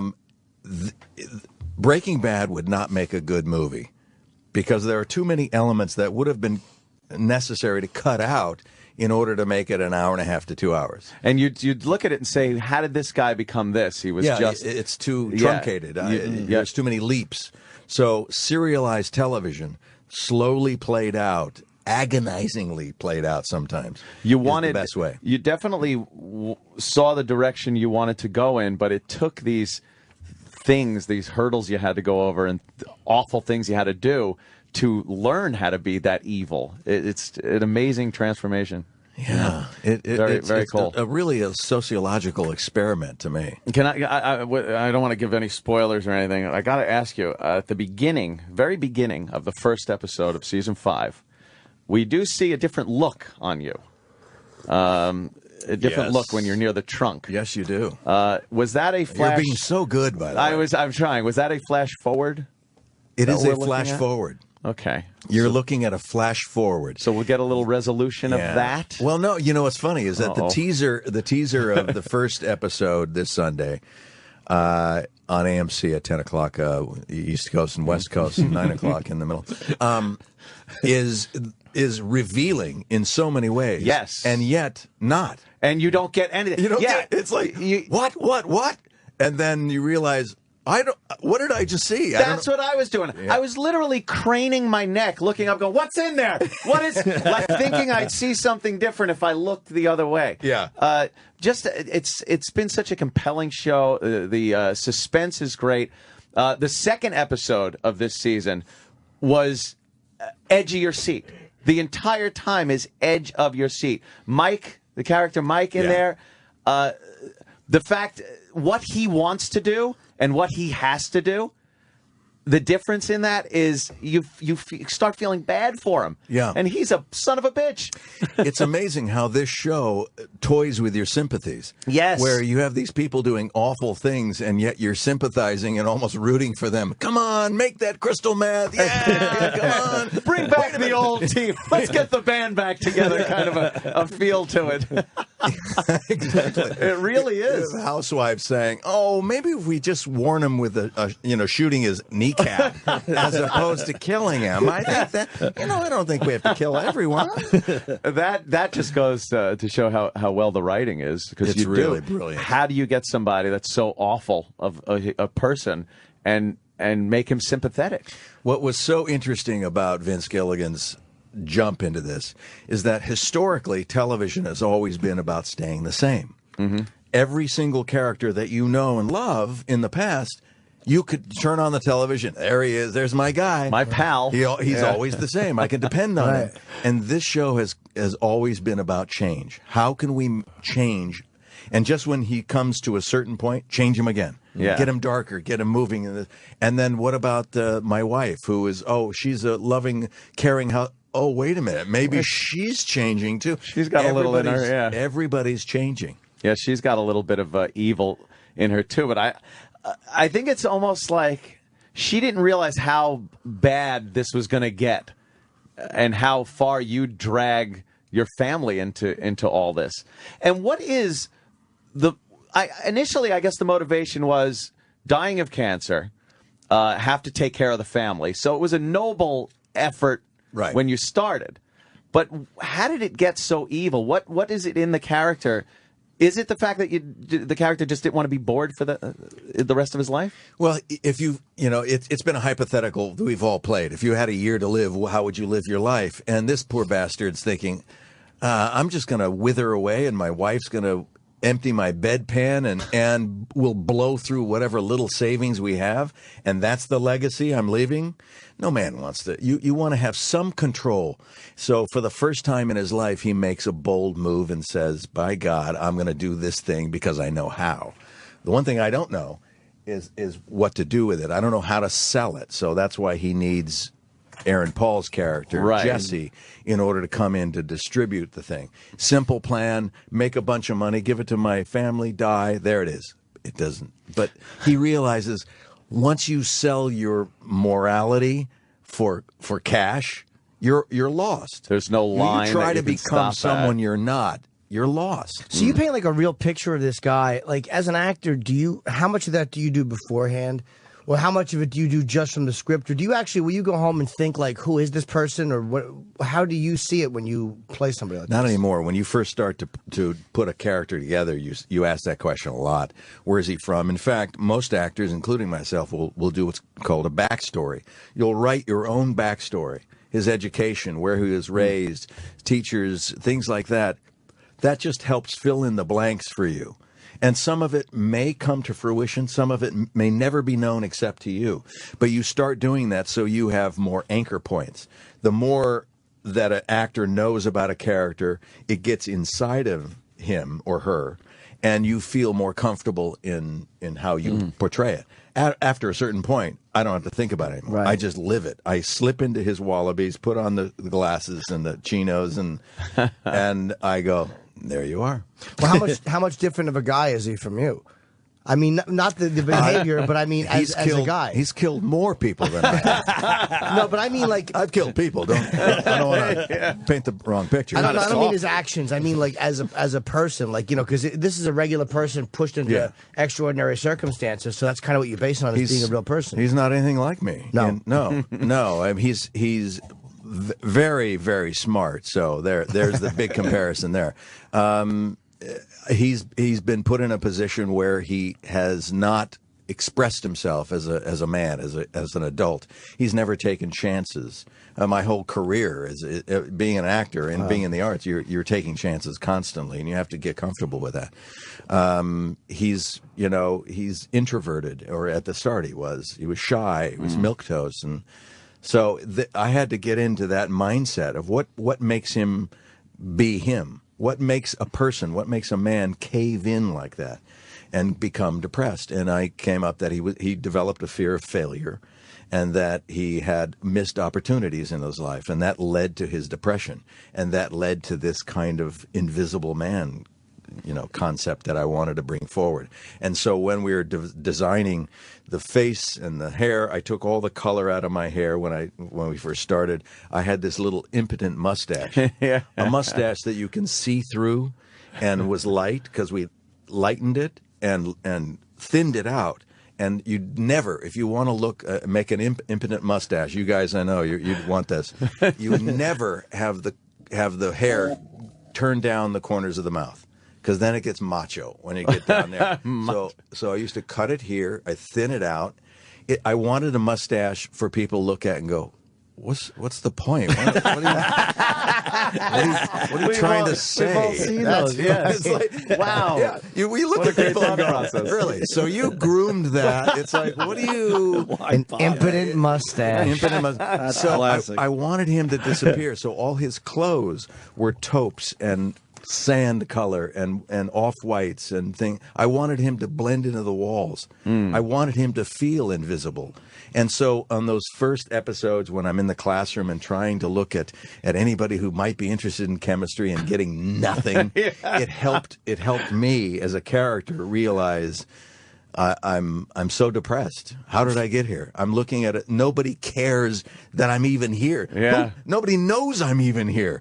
If I walked out of this classroom, they wouldn't even know. They're going to continue texting and whatever. I've lost. And that was a man who lost. That was like part of what made you do what you ended up doing on the show. Yeah.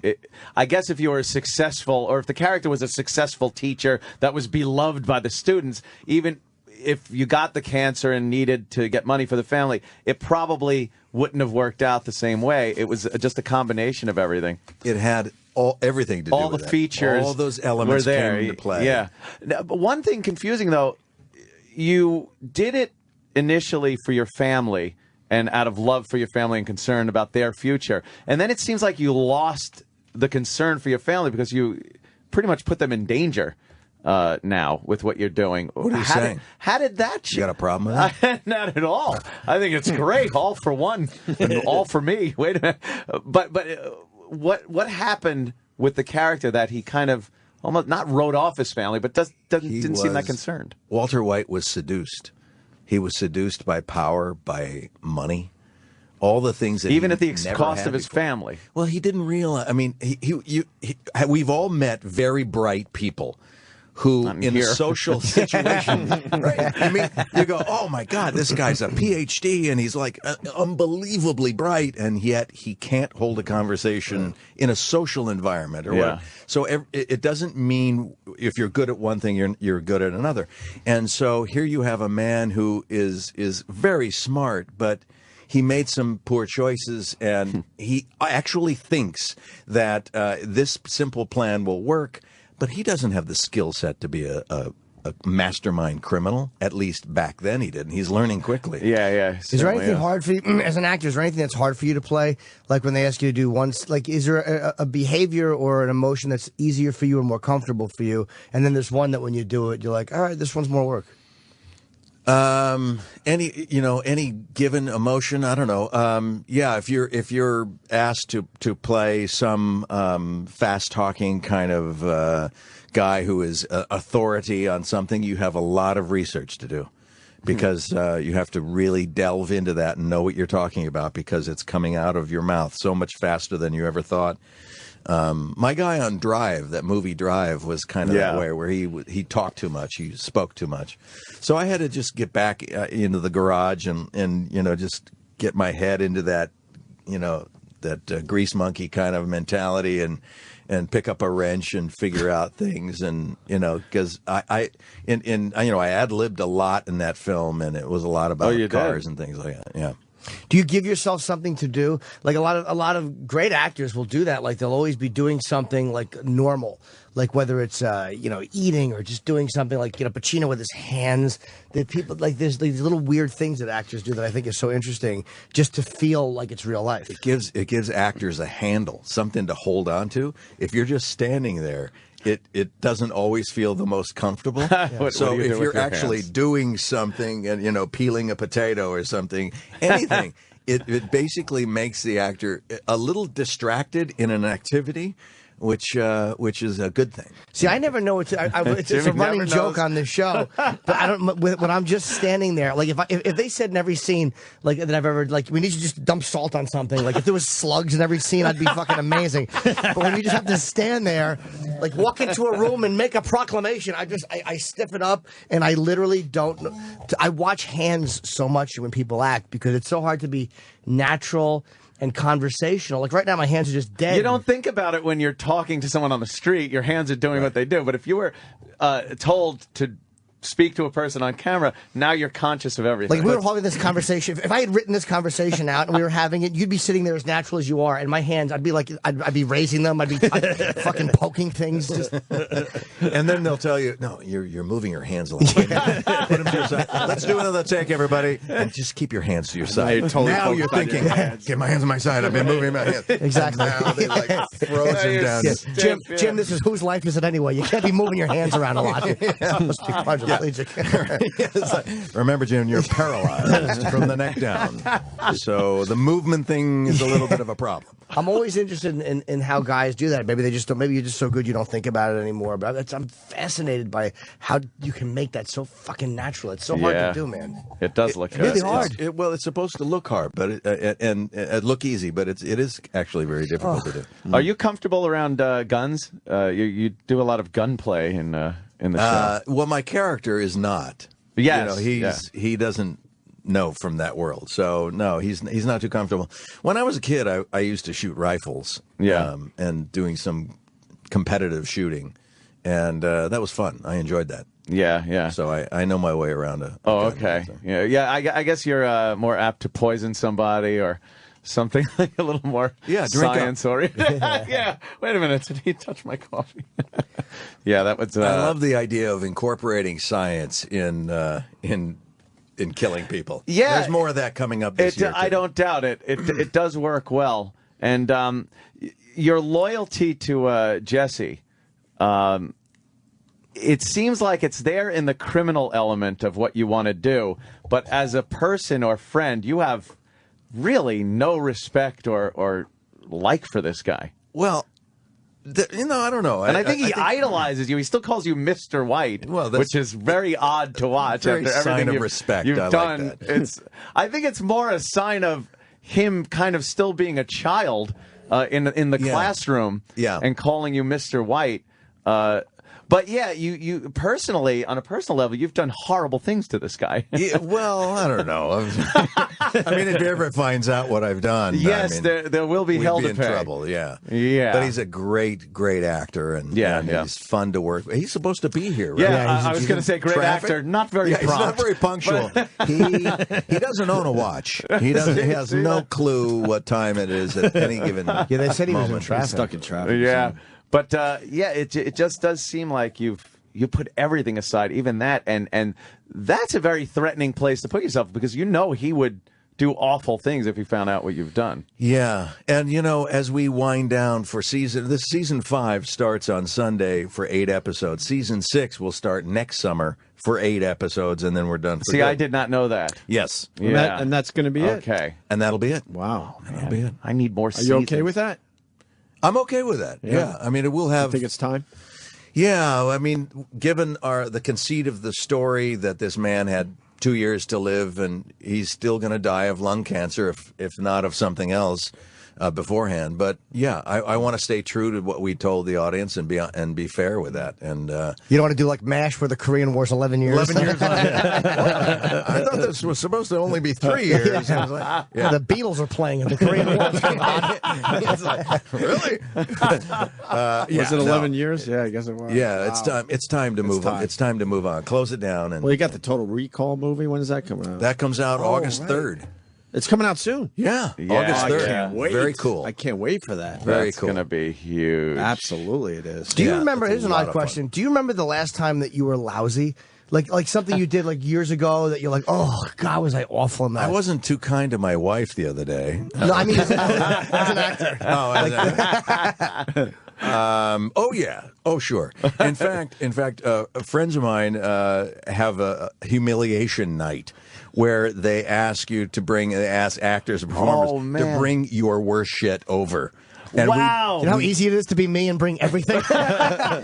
No, and see that's it. You have to call through that and say this is the worst I've ever been. What a great idea Right? it is. And you drink. You're drinking all night long, and you're laughing at everyone else's horrible performances. Great. It's great. You're just ripping each other completely. We've had some of the stand-ups come in, and we played some of their early material and some of their videos, and we've actually, we played Some shit of our that we've radio done on shows. the air It's from humiliating. when we were first on the radio. Just happy to be there. That's right. 5 minutes after the big hour of 5 o'clock here. Just embarrassing. Yeah. But that's got to be pretty nerve-wracking, just sitting there with your friends goofing on your work. The last time we did it was with Seth MacFarlane. He was over and we were drinking, and he did an on-camera thing on Star Trek, the TV series, and he was really stiff and in the background, and he was doing it, marching. It looked like he had something stuck up his ass. It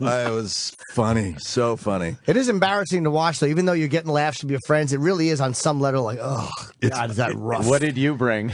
I brought this thing called Crisis Counselor, which was a really bad one of the early reality shows back in like 1980, I want to say, and it was kind of an improv show dealing with therapy sessions, group therapy sessions, and they would only tell you basically what you are, and then everything else just comes out. And I played this guy who who was married, and his wife is pregnant, and he has a male lover on the side. And I was told, you need to make this right on the show. You just need to say, what's wrong with this? And I went, really? That's what and so my arguments were like, I don't know. I just, she was a little sick, so I thought I'd step away, have myself a lover. Were you playing it up like that? Not unlike any other guy would do. Go get yourself a male lover. When your wife is pregnant, right? And it's like they're looking at me like, "What? You're such an ass!" And so everybody else on the panel was throwing daggers at me, and I'm trying to this weak argument. Anyway, we had a blast. They Crisis carved counselor. me up quite a bit on that one. Do you know how? I guess back then you'd never thought this would end up for public consumption, but all this stuff can be found on YouTube and stuff. Everything's available. And back then it was like, all right, that's gone forever. Yeah, it's no way never to come going to back. see the light of It'll day. never surface. And ever here you again. go. Here There it you is. go. Oops. Yeah, that's Yep. They're telling us you have to leave. They're telling us that you have to. So busy Brian guy. Cranston, Aaron Paul is in traffic. But Breaking Bad season 5, it's Sunday 10 o'clock on AMC.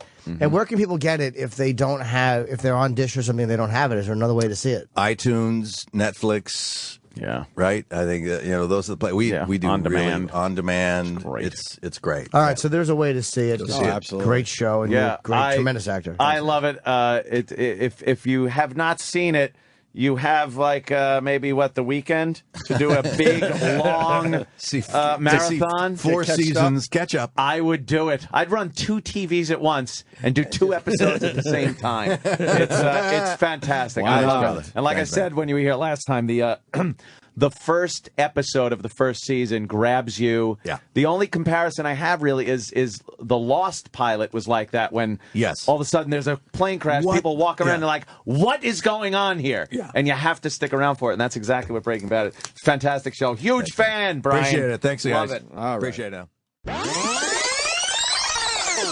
Hey, Bob. Kirk. Jesus Christ. How are you, sir? Interrupt your show. Don't worry about it. We're not interrupting anything. It's just a strange day today, sir. Huge fan of Breaking Bad, of course. Hanging I'm a out. big fan of radio. Are you? Are you really? Why? Are you really? We're the last of a dying breed. Yeah, we're not, and we do it every day. This is Don Trump Jr. Hi. Nice to meet you. Hi. Yes. You related to the senior one? No, not at all. Yeah. yes, I Poor am. fella. He would be the son. Poor fella. Yeah. Yeah. Donald Trump put out a few kids, right? Yeah, exactly. He How's put out it a few. going? You're like a judge on one of those shows, right? Exactly, on The Apprentice. Hey, I just got hired as a judge on one on a show's coming out next year. Yeah. Cool. It's called America. What is that you're doing? Are you? Is that your talent? Isn't that What every you're doing reality right show? now? Yeah. What is Can that you- you're doing? Can you stop that? It's a long title They're going to use an acronym. with a lot of dots. dot. Yeah. Do you like that? Is that fun? Yeah. Listen, I'm not going to quit my day job, but it's sort of a interesting way to break up the year. Yeah. It's one of those things, I guess, being kind of a real estate guy, I'll look back on 20 years and be like, hey, I was like network TV for 7 or 8 years. That Like, is it's kinda pretty cool, cool when It's you think about just your a life real estate experience, guy. It's not something I do. It doesn't change what I, just makes my life a lot harder during the time that we're filming because it's hours that I'm not doing what I'm supposed to be doing. So I Yeah. got to go back and, but it breaks it up. It's pretty cool. That's the beauty of my career. I don't have that whole hubbub with TV to interfere with the shit that I'm doing. But watching TV. That does get very distracting. That's a lot of fun. You worked with Bob, right? We did it years ago, man. We haven't seen each other many. We did me, Bob, Rich Voss, and Zamuda as Tony Clifton. It was this weird thing where they were showing outtakes. Why were we doing that? What was the event? It was an Is Andy it a Kaufman special that they were showing on TV, or there was some reason why it wasn't just. It was like the 10 years. It was or 20 even 20 years of Andy Kaufman's death. It was at the House of Blues in L.A. And they showed a lot of Jim Carrey footage that wasn't in the movie from. It was right whenever Man on the Moon came out. Right. And then they did a walk by Kaufman's house. We went over to the Comedy Store. Yeah. It was kind of a weird show, but cool that way. Yeah, like it was yeah. a cool one, and I'm a fan of Jim. Aw. He's a funny thanks, guy. man. Thank you. Man, Jimmy is. That was a weird. That was a sweet weird boy. night.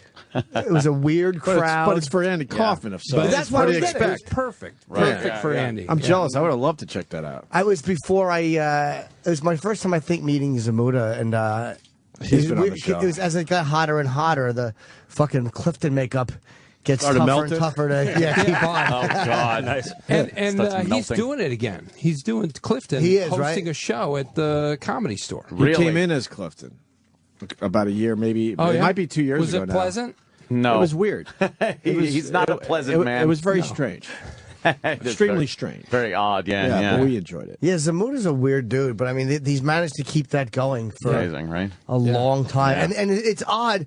We all know Kaufman is fucking dead, but there is a part of you that when this son of a bitch sells it, you're like, well, Yeah, that could be him. you have like a little hope. know, and then you're I like, know. no. Yeah, a little hope, right? Yeah, then it's just, you realize it's just fucking Bob. I love what they did with that. I love that they switched off who played the character. And Yeah, just it an was amazing also a kind thing. of comedy that it seems like it would fit in right now. Everyone would understand it with, like, Between Two Ferns and Yeah. stuff, the kind of rudeness.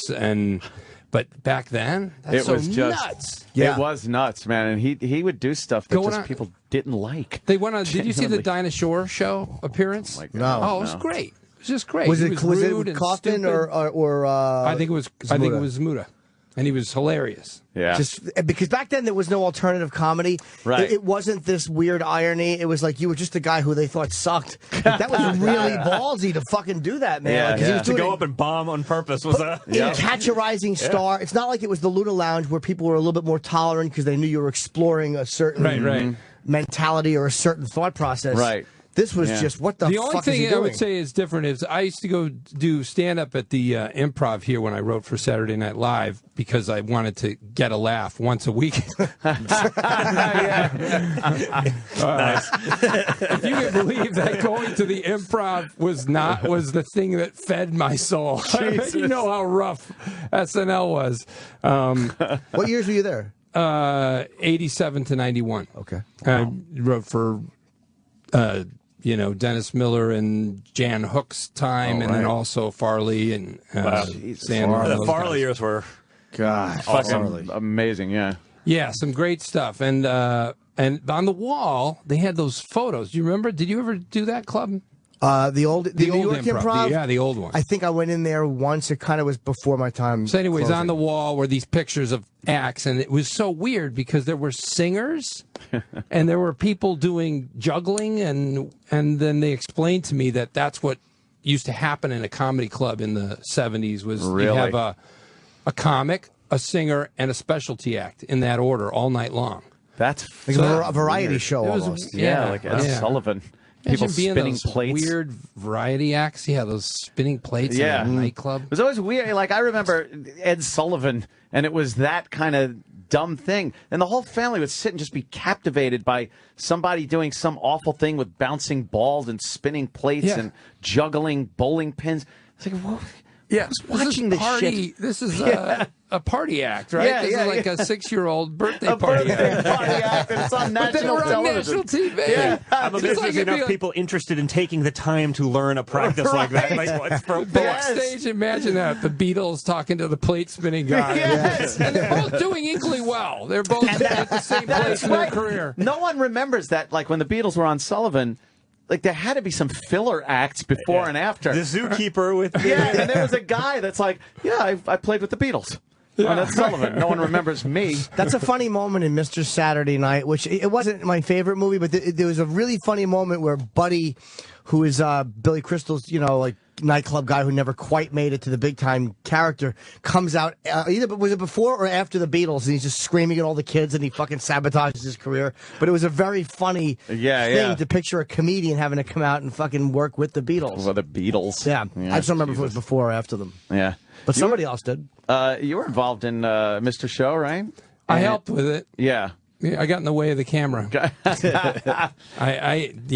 and I did that. David Cross and I. And of course also Ben Stiller's show too. Which, that show, why didn't that show take off? Well, because it was on opposite 60 Minutes. Oh, was it? It was such a crazy placement for that show. It was Sunday at fucking parodies 7? and definitely for young people. Yeah. And it was opposite 60 Minutes. I mean, it was death right away. What time? What channel? Jesus. It was Fox, which was just beginning to have shows. So, you didn't even know they had shows some nights. They did have like a Fox Sunday, and then like the rest of the week, it was the local affiliate was running I Love Lucy or something. Yeah, right. And then they built it into a 7-day-a-week network. Yeah, but at the time, you're right, it was like Fox Sundays. Well, maybe they didn't have a lot of spaces to choose from, but it really was not going to do well.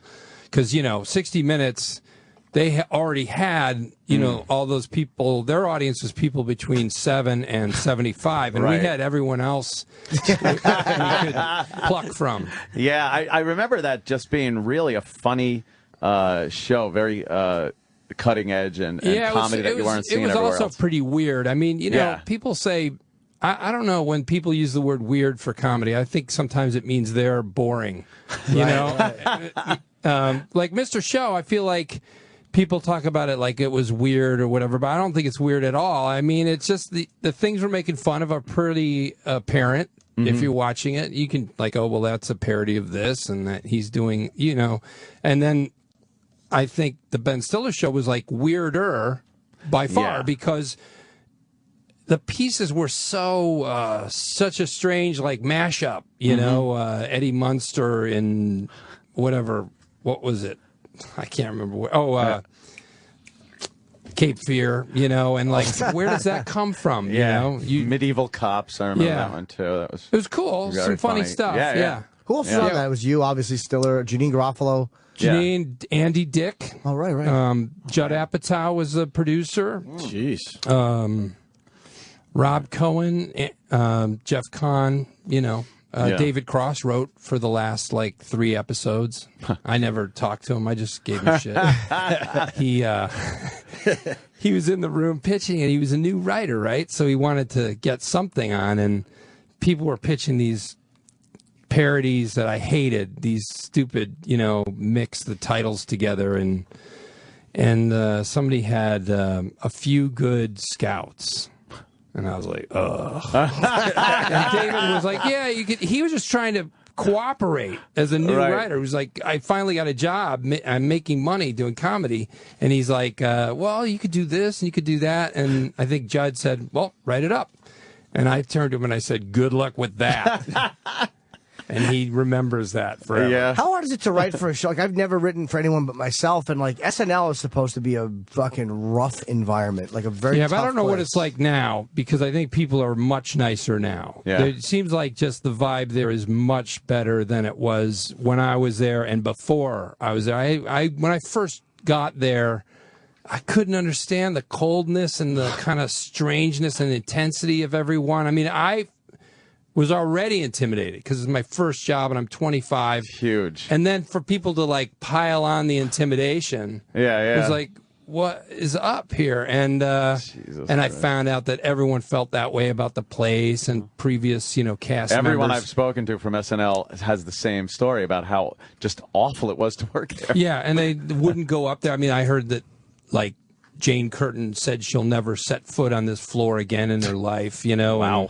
Wow, really? I thought, wasn't this a great time in her life? It looked fun. Daryl Hammond was the longest running cast member, and he's been in 9 mental institutions. That says all you need to know, right? Now, does it have the same cachet today as it did back then when it was a rougher environment? Because I kind of look at it as the ultimate back then, and I know it's still on. But it does though. It does, and also, like I said, I think it's different over there now. I think everyone is nicer to each other. Mm-hmm. There's more people, which somehow makes it.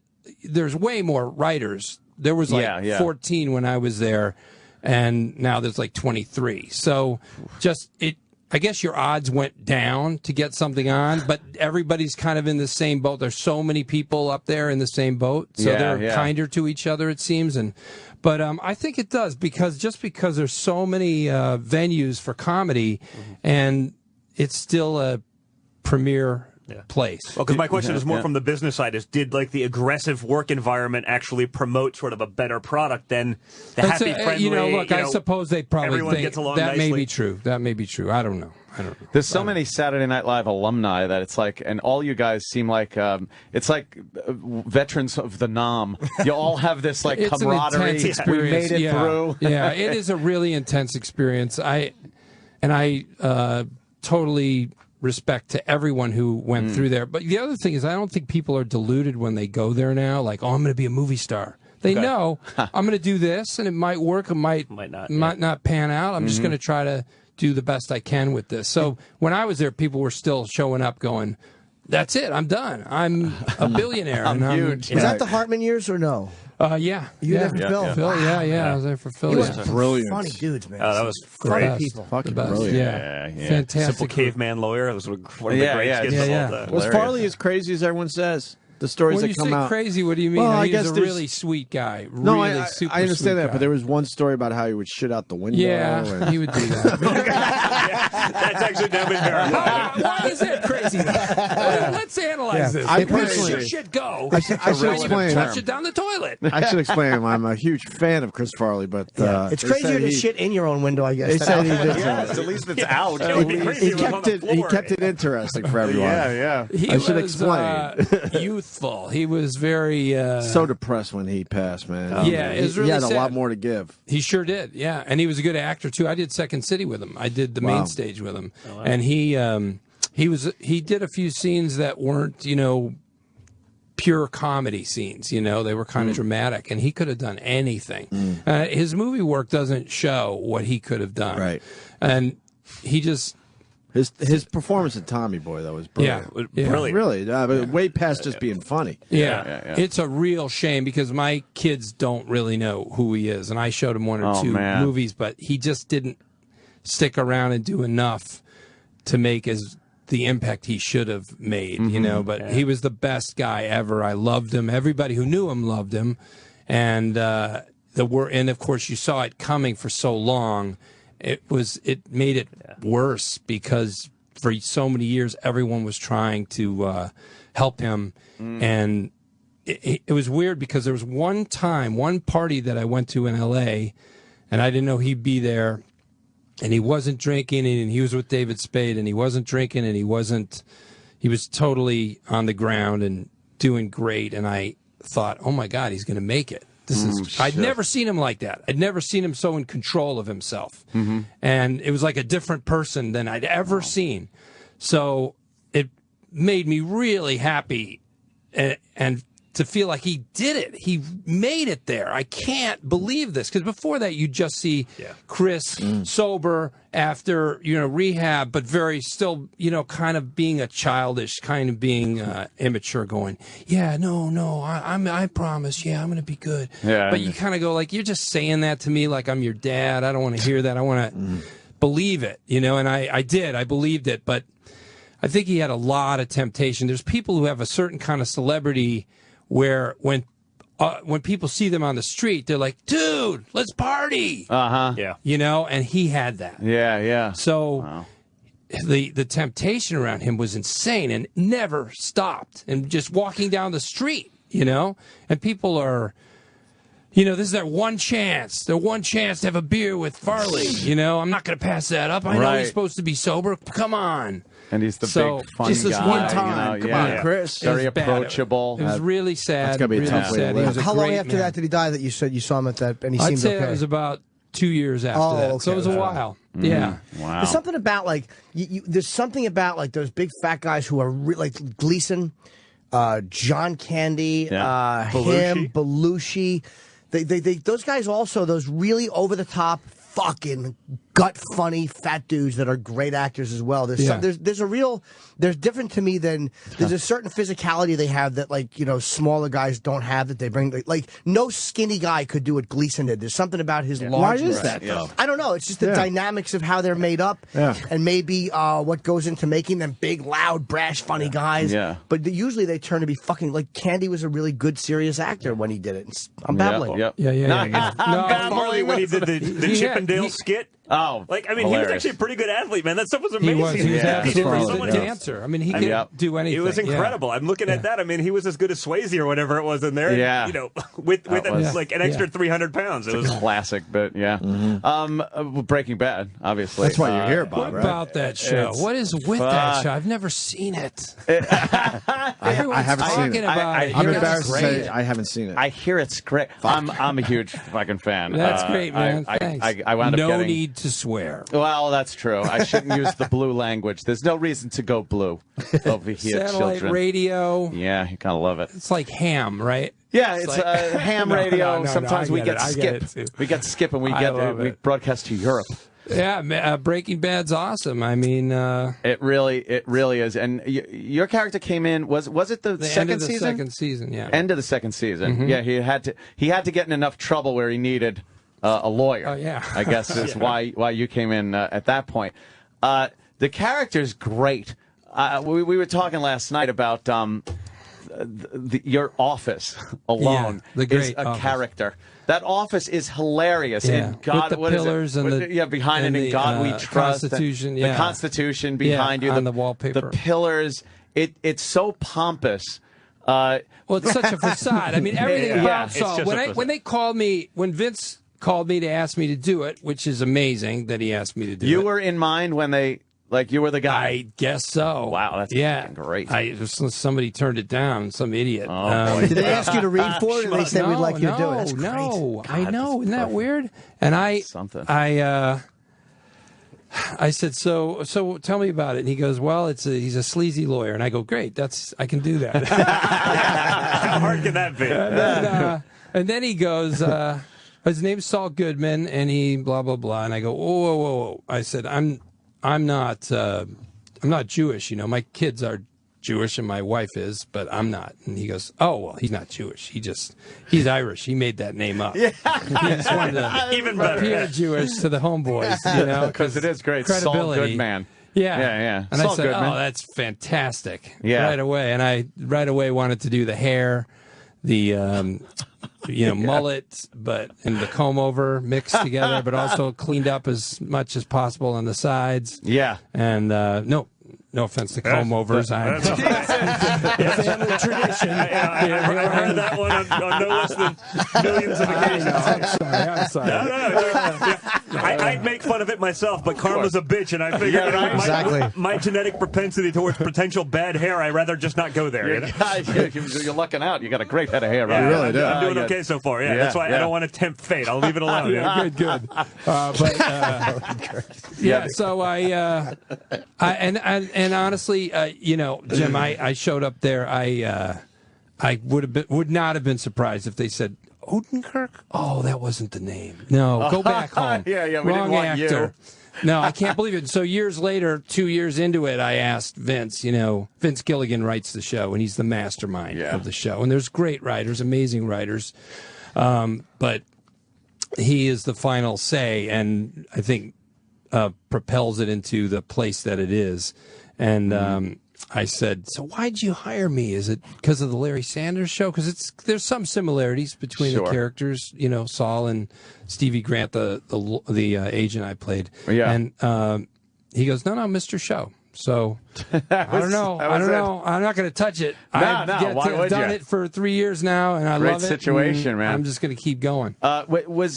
Was the character supposed to be as prevalent in the show? No, he's.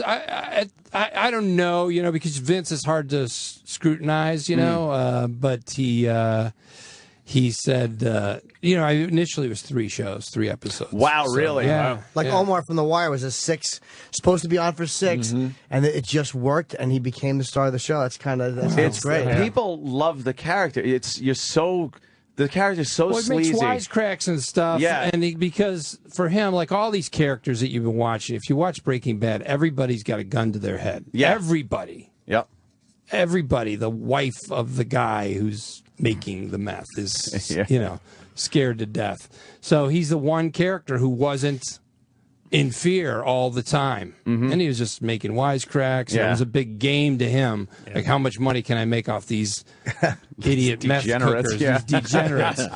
And then now, as the intensity of the show has gone up, which is amazing, right? That it keeps going up. You can't really believe it. Yeah. It's the hot water's starting to rise up. Yeah, you over can't be involved with that many people that are in that much trouble and not get your own hands dirty. Yeah, I'm only on beginning of season 3, so don't really tell me to go earmuffs or something like that. No spoilers. No spoilers, yeah. No, but, I was lucky enough to see the first couple of episodes before it aired, and the first episode's great. The second episode of the new season here, it was unbelievable. Just blown away by it. I was saying how it's almost like a movie that's taken years, because a lot of times they don't want a character to change in a show. Yeah, TV shows about not leave changing. Fonzie the way he is. Yeah, Fonzie's this guy. But like Walter White has completely changed through the whole show. Yeah, well, that was the goal of making a show where that happened, which is it's probably happened once or twice before. I don't know when, though. But yeah, mostly TV is about watching the same characters in the same place. Yeah, it's supposed to be a no-no to make them change. You're going to ruin the formula. But yeah, TV is really changing with these cable channels and what they're trying to do something new. And so that was Vince's idea, was to watch Walter White mutate and evolve or devolve into this evil guy and believe every step and understand why he makes each step. And it happens so gradually that it's not like 1 week he's this timid guy and then the next week he was this tough guy. Well, he's always got a loose screw. That's the thing that as you watch it, you start to understand that he's got this past, that he's got this anger and rage. Oh, he's broken right from the beginning. Jeff Garland said to me, because Jeff, like a lot of people, I have people come up to you when you're on that show all the time and go, I never watched it, and then a week, 2 weeks ago, I watched all of them. I can't believe it. Yeah, it's like 24 that way. You know what I mean? You sit down, you're like, oh, and you realize you spent your whole weekend watching a show. Yeah, and I think it's streaming on Netflix, so it's easy to watch them all. So Garland comes up to me and he goes, I finally watched them all. It's about middle age. It's about being a middle-aged white guy. Yeah, well, nobody says it.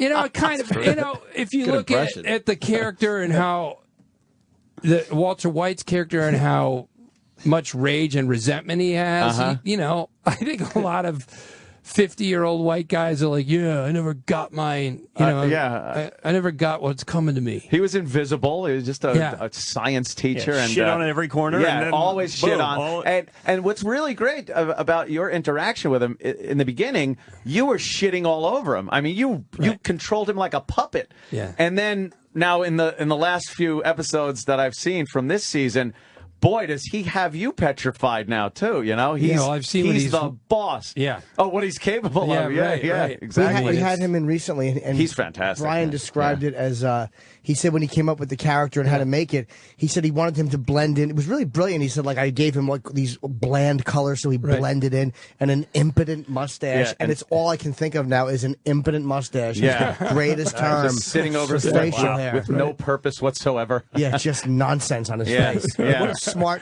actor thing to do that is. Yeah.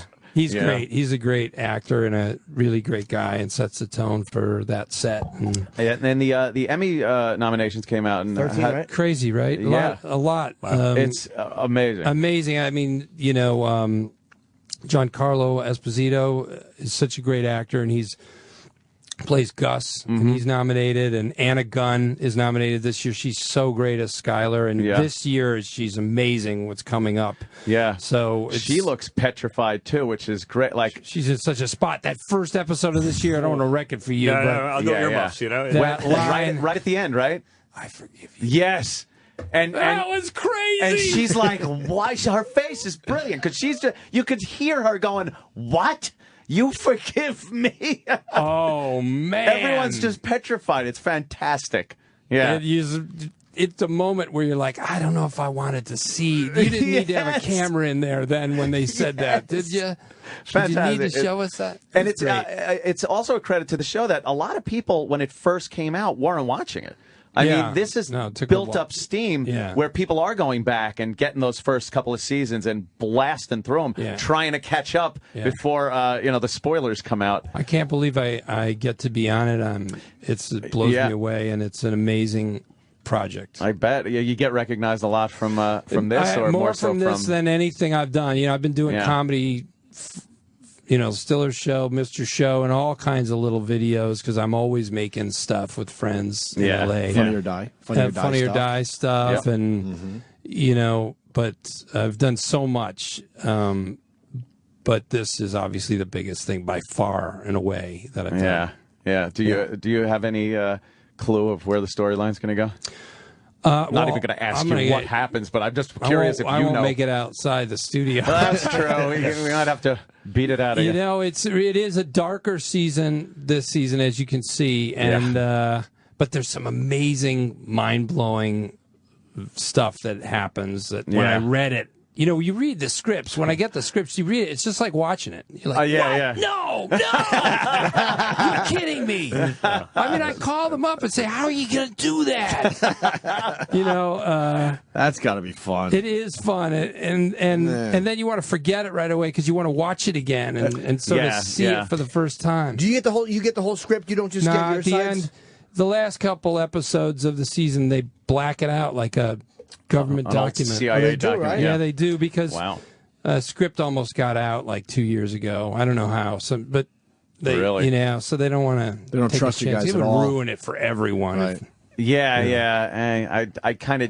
I don't want to know what's going to happen, and especially now that the end of the run is kind of looming. I watch these episodes like you want to savor them.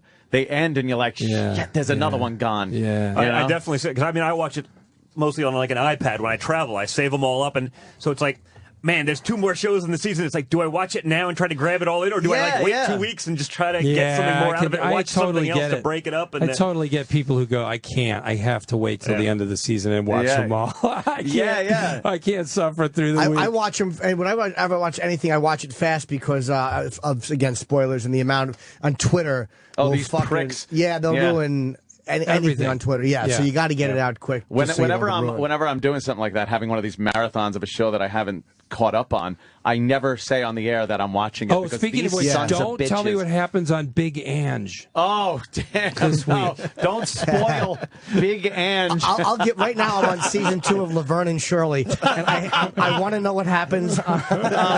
Yeah, she blows the big ragu. Yeah, I hear there's a double dildo coming where the father catches him in the pizzeria, but I don't want to. Don't. I've been watching spoil it. Classic Sports Network. Don't tell me what happens. Yeah, I'll eat Frasier's in next Super week. Bowl 17. Hey, you had a stand-up background, right? It was. I did stand up. I'm not a real like you're a real stand up. I'm not a real stand up. I just use the stage for getting up there and telling jokes and.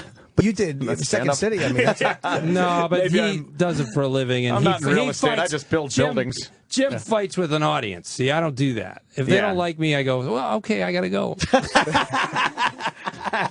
It's okay. You don't have to like me. I probably don't like you. Believe me, if I was a better actor, I wouldn't fight with him either. It's just I have no choice. It's either that or I'm fucking not working at all. Yeah, No, you but got to those- go with what you got. Yeah. Yeah. I'd love to be a better But you actor. know, that's part of it. You know, is being a real great stand-up like you is thank you. that you get up in front of people and you work it with that crowd. You make it work for you. You know, it's hard. It's a tough gig. So you know, I just do it for fun. Yeah.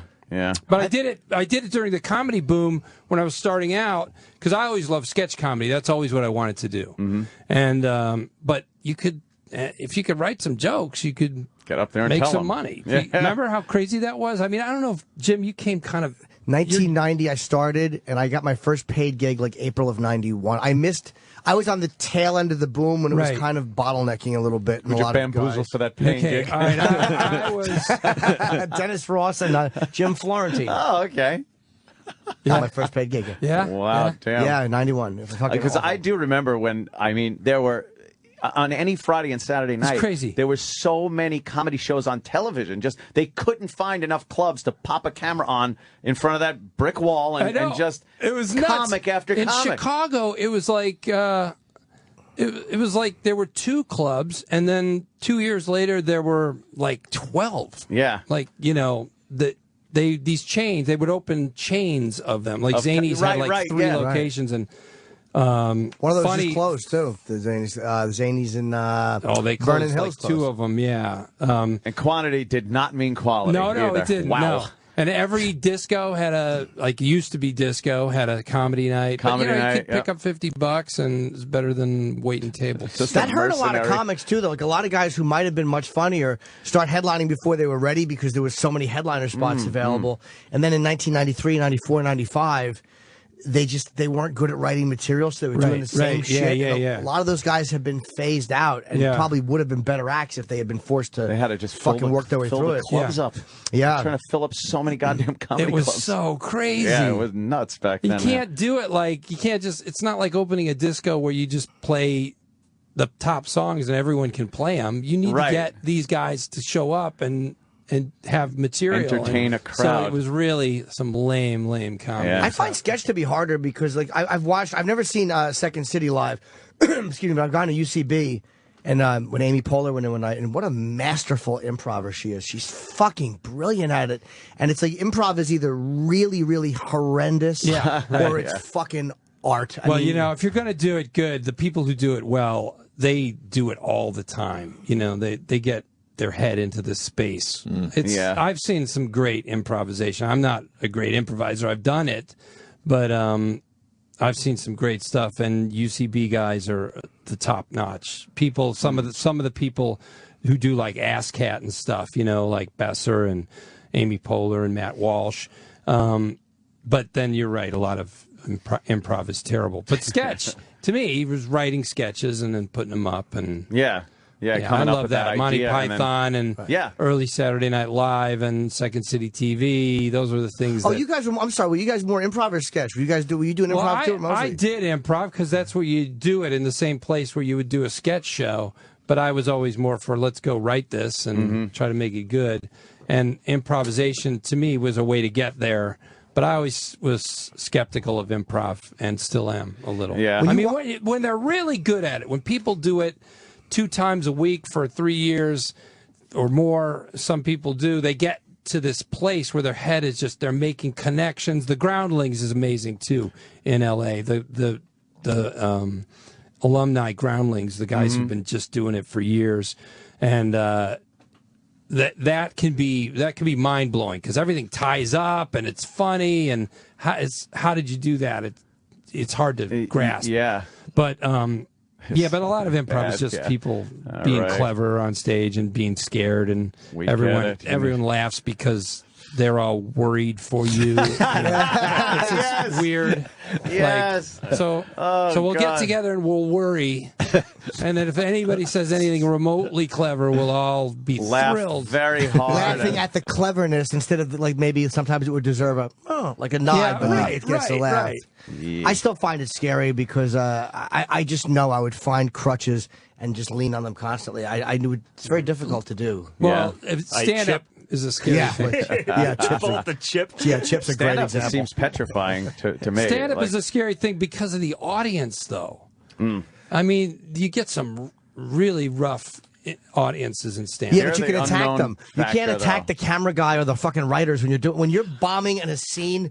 It's horrible because you're stuck in it. I just got to keep forcing out my dialogue. Yeah. Stand up, you can go wherever you want to go, and like you can own it. I can say I stink. This crowd blows. I'm terrible. You can acknowledge it. It's much more. It's much easier to me than acting is fucking hard, man. Yeah, it looks hard. it. You're stuck in a scene. And How you do can't you get out of it?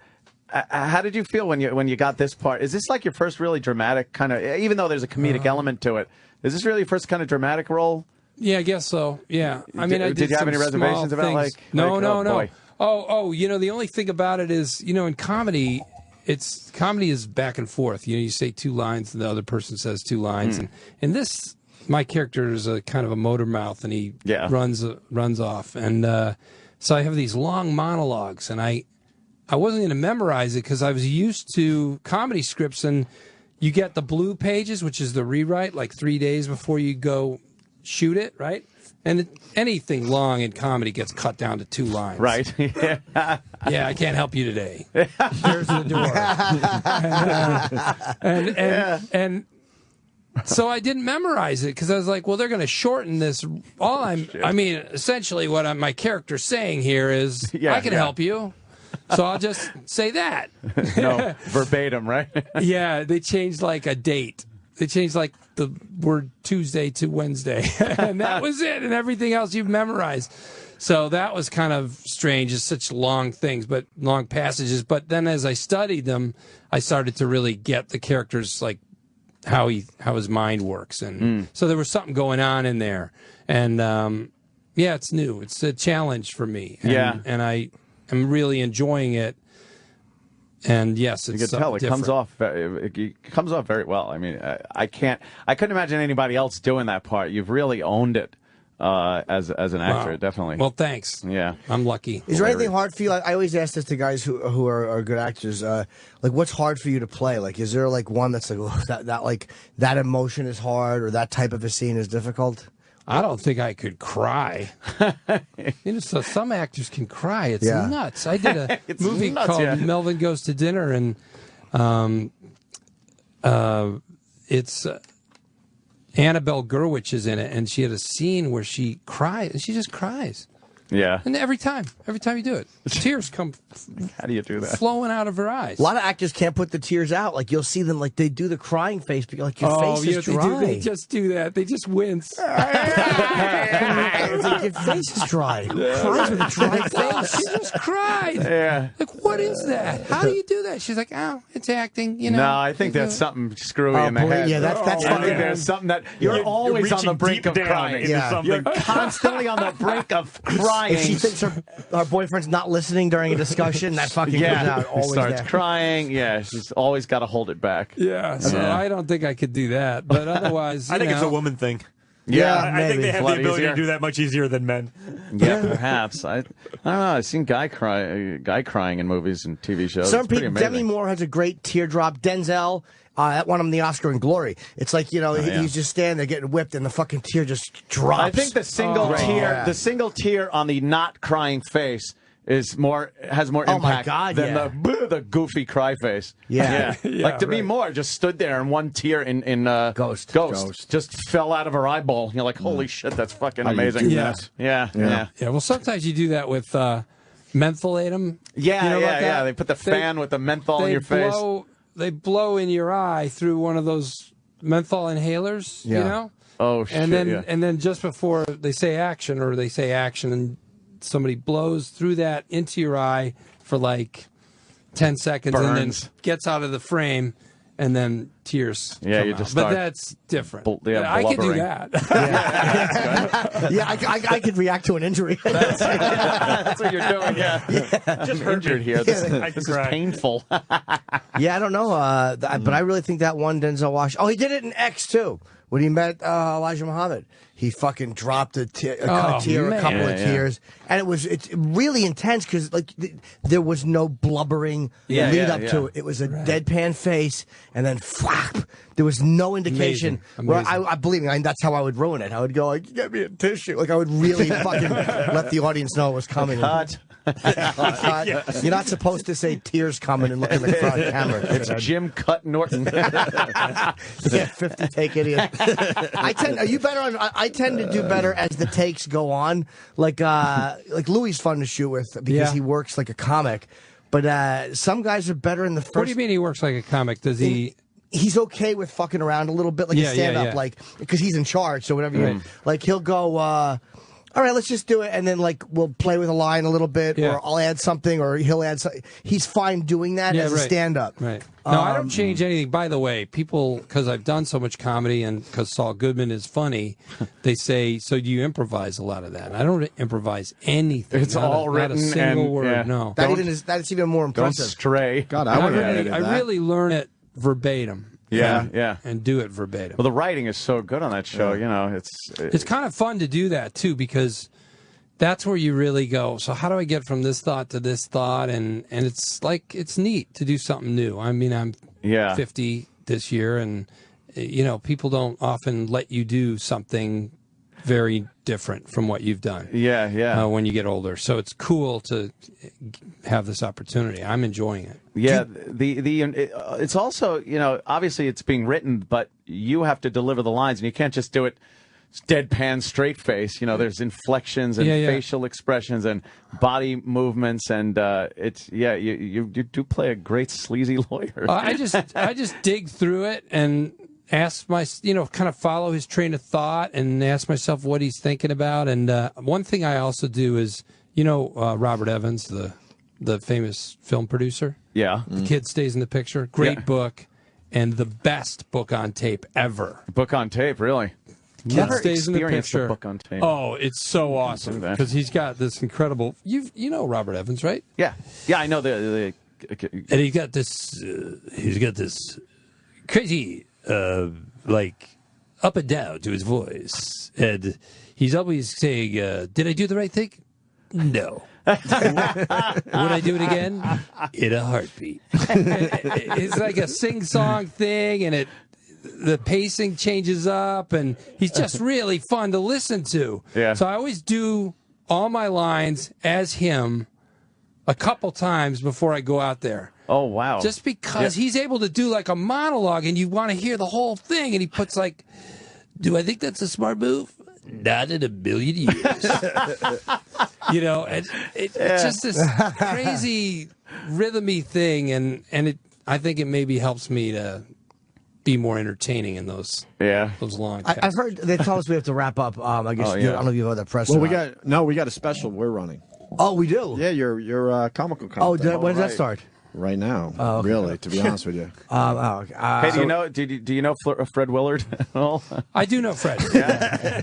Do you like him more now today than you did yesterday? I know I do. I saw Fred only a few weeks ago. We did a Jeff Garland's movie a few weeks ago, and he was so funny. He's fucking hilarious, man. He's really and he didn't jerk off once. Not once that you're aware of. Now, look, I got to ask you something. Yeah. First of all, I don't go into porn theaters, and this is old people need to learn how to use the internet, right? Of course. You missed the first half of our discussion where this was needs a definitely modem. covered. You got to buy him a modem. Shouldn't you be arresting people who are in porn theaters not jerking? What are they doing? Exactly. Those are the creeps. What a creepy Why are you person in there not to go jerking and off? watch. Yeah, playing words with friends. Yeah, that is a little bit creepy. I don't know what he was doing, or I don't care. I don't want to know. I can't believe this.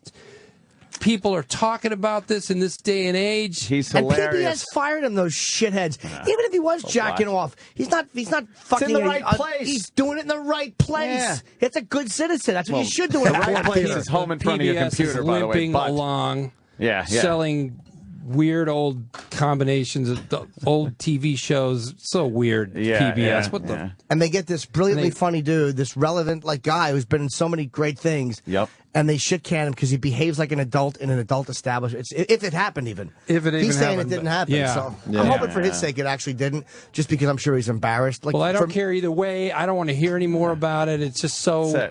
You know what I mean? It just shouldn't be reported. It shouldn't happen. Leave people alone. If they want to go in there, I don't care.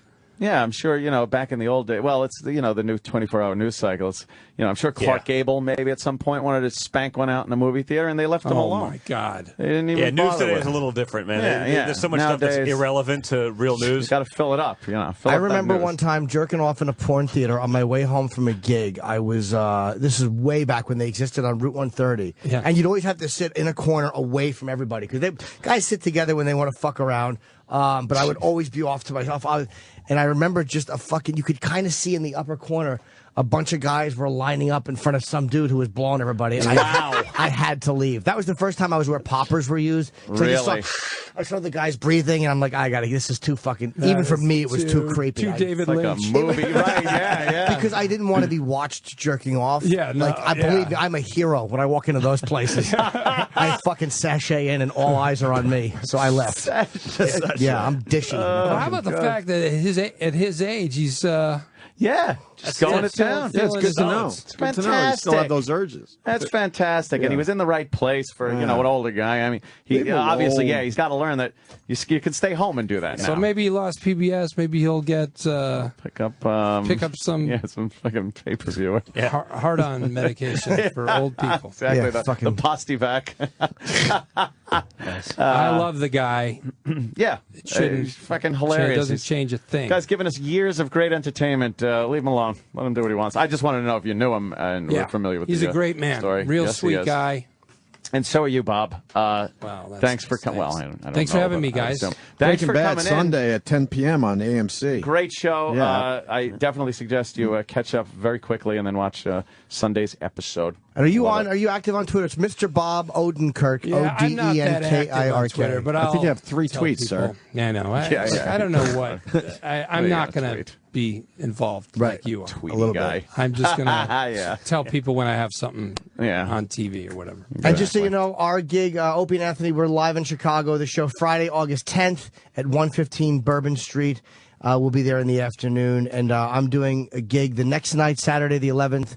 Myself, Nick DiPaolo, Artie Lang, and Dave Attell at the Horseshoe Casino right outside of Chicago. The Horse's Ass Casino with you guys. That's nice language to end on the weekend. All right, Jimmy. And let's not forget Donald Trump Jr. Yes, thanks for coming in. Glad to be in, guys. Thank you, sir. And I believe up next on this channel is the Comical Con special. Comic Con, obviously. Sure, it'll be fucking ridiculous. No, it said you interviewing a lot of big names. So stay tuned for that. Bob, thank you, bro. Thanks, Bob. Thank you, sir. We got Anna Gunn walking into the studio. Hi, Anna. Take a seat. Make yourself comfy. We're actually on the air. Do you mind if I eat a little bit? Oh, Eat. Go ahead. You sure? Are you hungry? Oh, Are kind of you feeling hungry. peckish? I'm a little hungry. Oh, she's a beautiful woman. I don't want to be eating in front of her. you. You know, Look like at I'm you all in manners. bright orange. I Look wanted great. to, wake you guys up a little. If Well, you that weren't you already did. awake. We're awake. That you did. Thank you. Of course, Skyler. Hello. From Breaking Bad. I mean, I've been fully immersed in the show for since the beginning. And what do you say? Because I got to bring everybody seems to want you dead on the show. Not everybody. All right, not everyone. Only those who, who identify with. Go ahead. I just say it's a tribute to your acting. Thank you. Because, sometimes it's like, oh, boy, she's kind of getting in the way of things. That's what it is. I think it's the people who really identify with Walt, and they that's the point of the show. I mean, that's what's brilliant about the show. People really get behind the story of Walt, and they get behind the idea of a guy who's been really pushed down by life and disappointed and has had to take a lot of things that he didn't want in life. And I think that Vince wrote him so brilliantly, and Brian plays him so brilliantly, that people root for him and they cheer for him. And he is both the protagonist and the anti-hero at the same time. Yeah. So it's such a brilliant construct. And then, in a way, Skylar is kind of the antagonist, because she's the one who stands in the way of him doing whatever he wants to do, most of all. Right. And that makes some people kind of pissed off. Yeah, because like the viewers, they see someone like Walter kind of progress through the show from this schleppy kind of guy. Right. And very realistically and gradually, he turned almost out of necessity for every instance of evil that he does. Yeah. It's almost like, well, he wouldn't do that. And then, well, I guess he has to now. Right. Kind of gets caught up in it. I've never seen a character so bad that people root for. I know. So much. And yeah, you get in there, the voice of reason to a point. And people are like, hey, get out of his way. I know. What are you doing? Exactly. It's really bizarre. And we were at first, the writers and Vince and I were like, what is going on? Why are people so upset? Yes. But it really is, I think it's really about that they just want him. They put themselves in him and in his corner so much. And she is the one even more than the villains in the show, like Gus Fring or Tuco or any of those really bad guys who for a while were bigger threats than anybody else. She's the consistent one who says, this is not okay. You can't do this. Yeah, yeah. And she's the one who kind of stands there and says there are consequences, there are repercussions. And that makes people upset psychologically. It really gets in there and does something to them. And it's kind of brilliant that it's kind of brilliant. There. It's amazingly brilliant. Yeah. Because, again, as a viewer, you almost want to see how far Walter is going to go without somebody holding him back. Exactly. So you sit there and go like, oh, God, Scarlett's getting in it again. I know. Why make him stop? Don't. But isn't that what kind of prevents us from becoming like a cartoon of somebody? Is the fact that in real life you do have people in your way, or you do have people in your ear, and it's like without that, then all of a sudden it's just like it's like a Superman. It doesn't make sense. Like how would he would just go off the rails, and I think it would become kind of ridiculous. And I think Vince knew that. Yeah. And the other thing was that Vince, from the beginning, he said, I don't want you, like, whenever I'm a pretty emotional person and I'm a pretty, I'm very, emotions are very much on the surface for me. So when I first found out, for example, about his cancer diagnosis, tears jumped to my eyes, and Vince very specifically said, Skylar is not a person where emotions come to her easily. They're deeply buried in her. So it was important for her to be a really, really kind of strong, steely person. Yeah. And that's what he wanted from her. And again, that also sometimes makes people feel like, I don't know if I like that, because they think bitch. Yeah. Sometimes. And that word gets thrown around. Yeah. And that's a little tough. That's a little tough to handle, because you think, why is that bitchy? She's actually just a kind of formidable, strong person. And why is it bitchy to just be strong and to stand toe-to-toe with a man and say, it's not okay? It's so odd to have a show where a lot of the before Walt's getting into making meth wasn't shown. But you could see the result of what your lives were during all those years of him just being the teacher, you being the housewife and mother.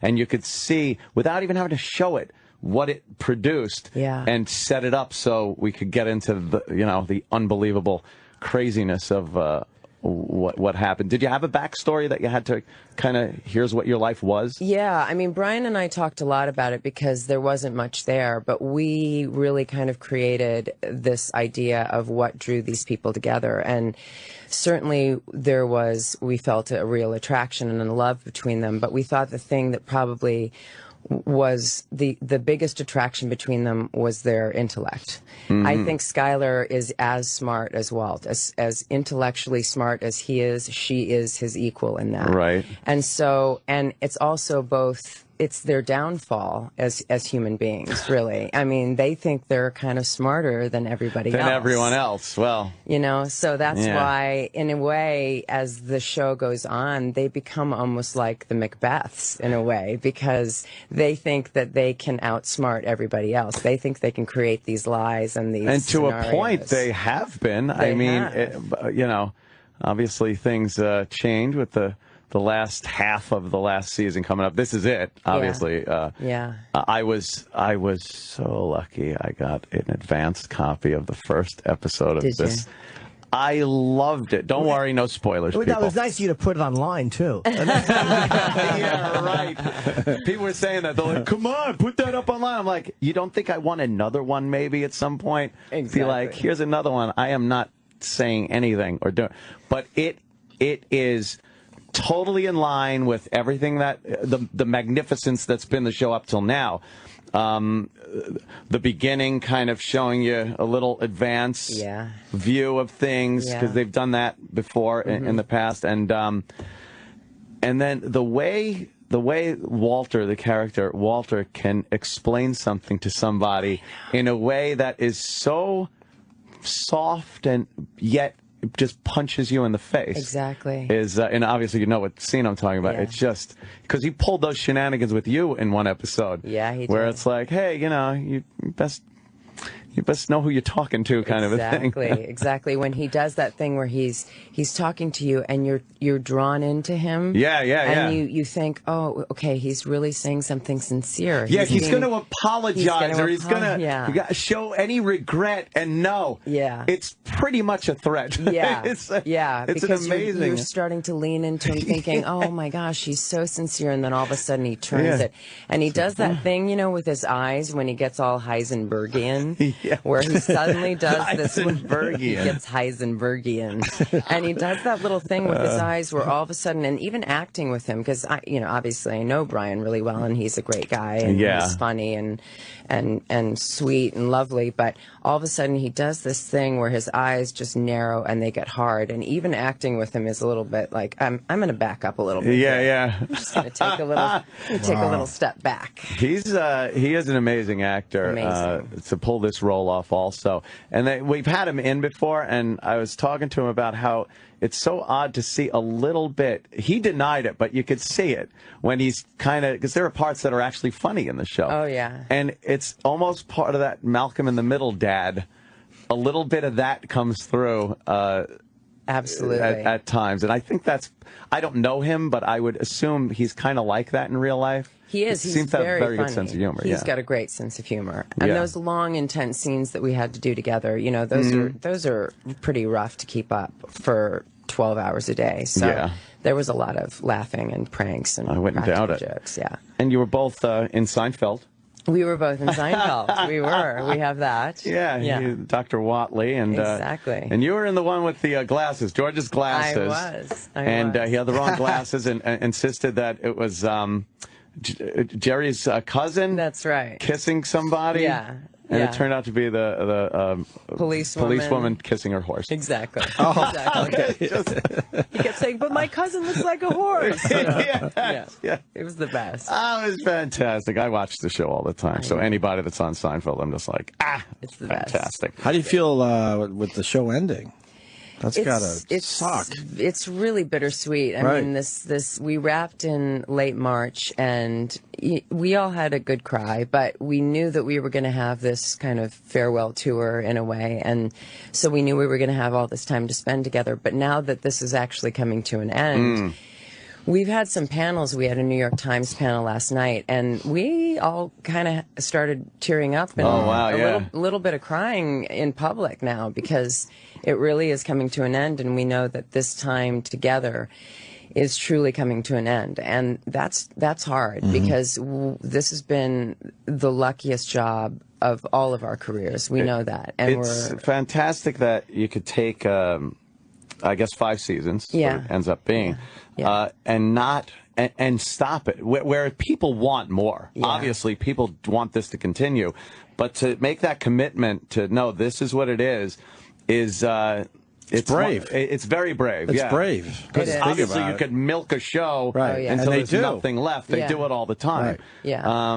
But it seems like the perfect length for this to turn around and from talking. Wouldn't 6 seasons be the perfect? Just 6, one more just time. One more. It's sort of like it is 6 because 5 is drawn out. 5 and a half. 5 and a half. It's almost like 6. I know that just from having done like little teeny episode work and stuff, you get attached to people quickly. Like, you form a weird bond with people you do see. If you're there for more than one day, it's like you see each other craft services, and you're like, all of a sudden, like, hey, you're pals. And then they go on to much bigger things, and they feel no connection. But I can't imagine doing season after season with the same people and then having to call it quits. It's a rough way to. It's rough. It's true. But the last day when I wrapped, Brian and Aaron and I had a group hug, and there was a little bit of crying. But then Brian said, just think in 6 months we won't remember each other's names. He's such a funny Aaron, there was a great scene with you guys when Aaron was eating over the house. Oh my God, that was the best That scene. was one of the greatest scenes. How uncomfortable you guys made it. It was so great. He's just babbling about something. Walter's looking at him, and you're just so angry. So angry, with the whole guzzling my situation. wine. Yeah, just drinking at that point. And but everything fits so well. The writing is done so well on that show. It's brilliant. Yeah. It's brilliant. And I loved, and Aaron he's sitting in between us like he's the uncomfortable kid between the feuding parents, just looking at us like, oh God, I wish it was anywhere else in the world. We had to stop ourselves from cracking up the entire time. Yeah. And then he ate so many green beans that at the end of that scene he said, I'm never going to eat a green bean again. Oh, really? A few takes? Yeah, quite a few. Now, have you looked at other scripts and stuff since this ended, or like? Yeah, I'm getting a lot of really interesting scripts. I'm looking at a lot of movie scripts right now, and I went to the Sundance Institute this summer, and I did the Director's Lab, and I did this really interesting role that was kind of like a female Walter White kind of character. Where it's the psychological portrait of the making of a zealot, and but it's the female kind of version of that. So that was really interesting. So hopefully we'll get that made this year. Yeah. So you want to do a movie as opposed to? Would it be hard to do something episodic right now because you're just coming off this? Yeah, I mean, I'm looking at some television stuff as well, but I'm really interested in doing some film, and I'm also a big theater girl, so I'm looking at some theater projects as well. Yeah. It's amazing what can be done off of network television. Yeah. That's why I would assume it's probably hard to be offered something on a network where it's like, I was just able to read dialogue that was so realistic, and to go to episodic network television's got to be rough. Yeah, I mean, this is some of the best writing that any of us have ever encountered. Yeah. And when you come off of writing like this, the bar is so high. Mm-hmm. So it's just so lucky, but then you're kind of spoiled. So you have to choose carefully. So, but it's opened a lot of doors for all of us. So we're in a good place. Now, obviously, you can't tell us anything. I'm going to tell you. Nice.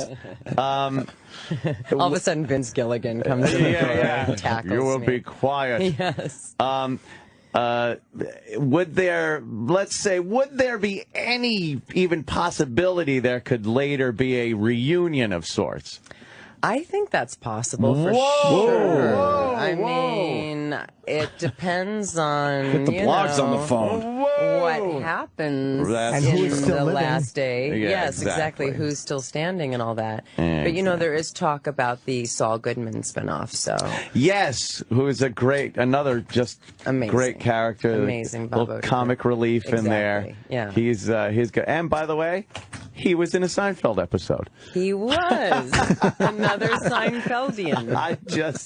And if you think I'm bad, our producer Travis, 10 times worse than me. He can quote all of them. My father can quote every Seinfeld episode. So. It's just that. Talk about another just brilliant show for the time and everything. I know. Yeah, but they went more than 5 seasons. You see, you can make it. Oh, yes. 9 seasons. Yeah. They did. They did.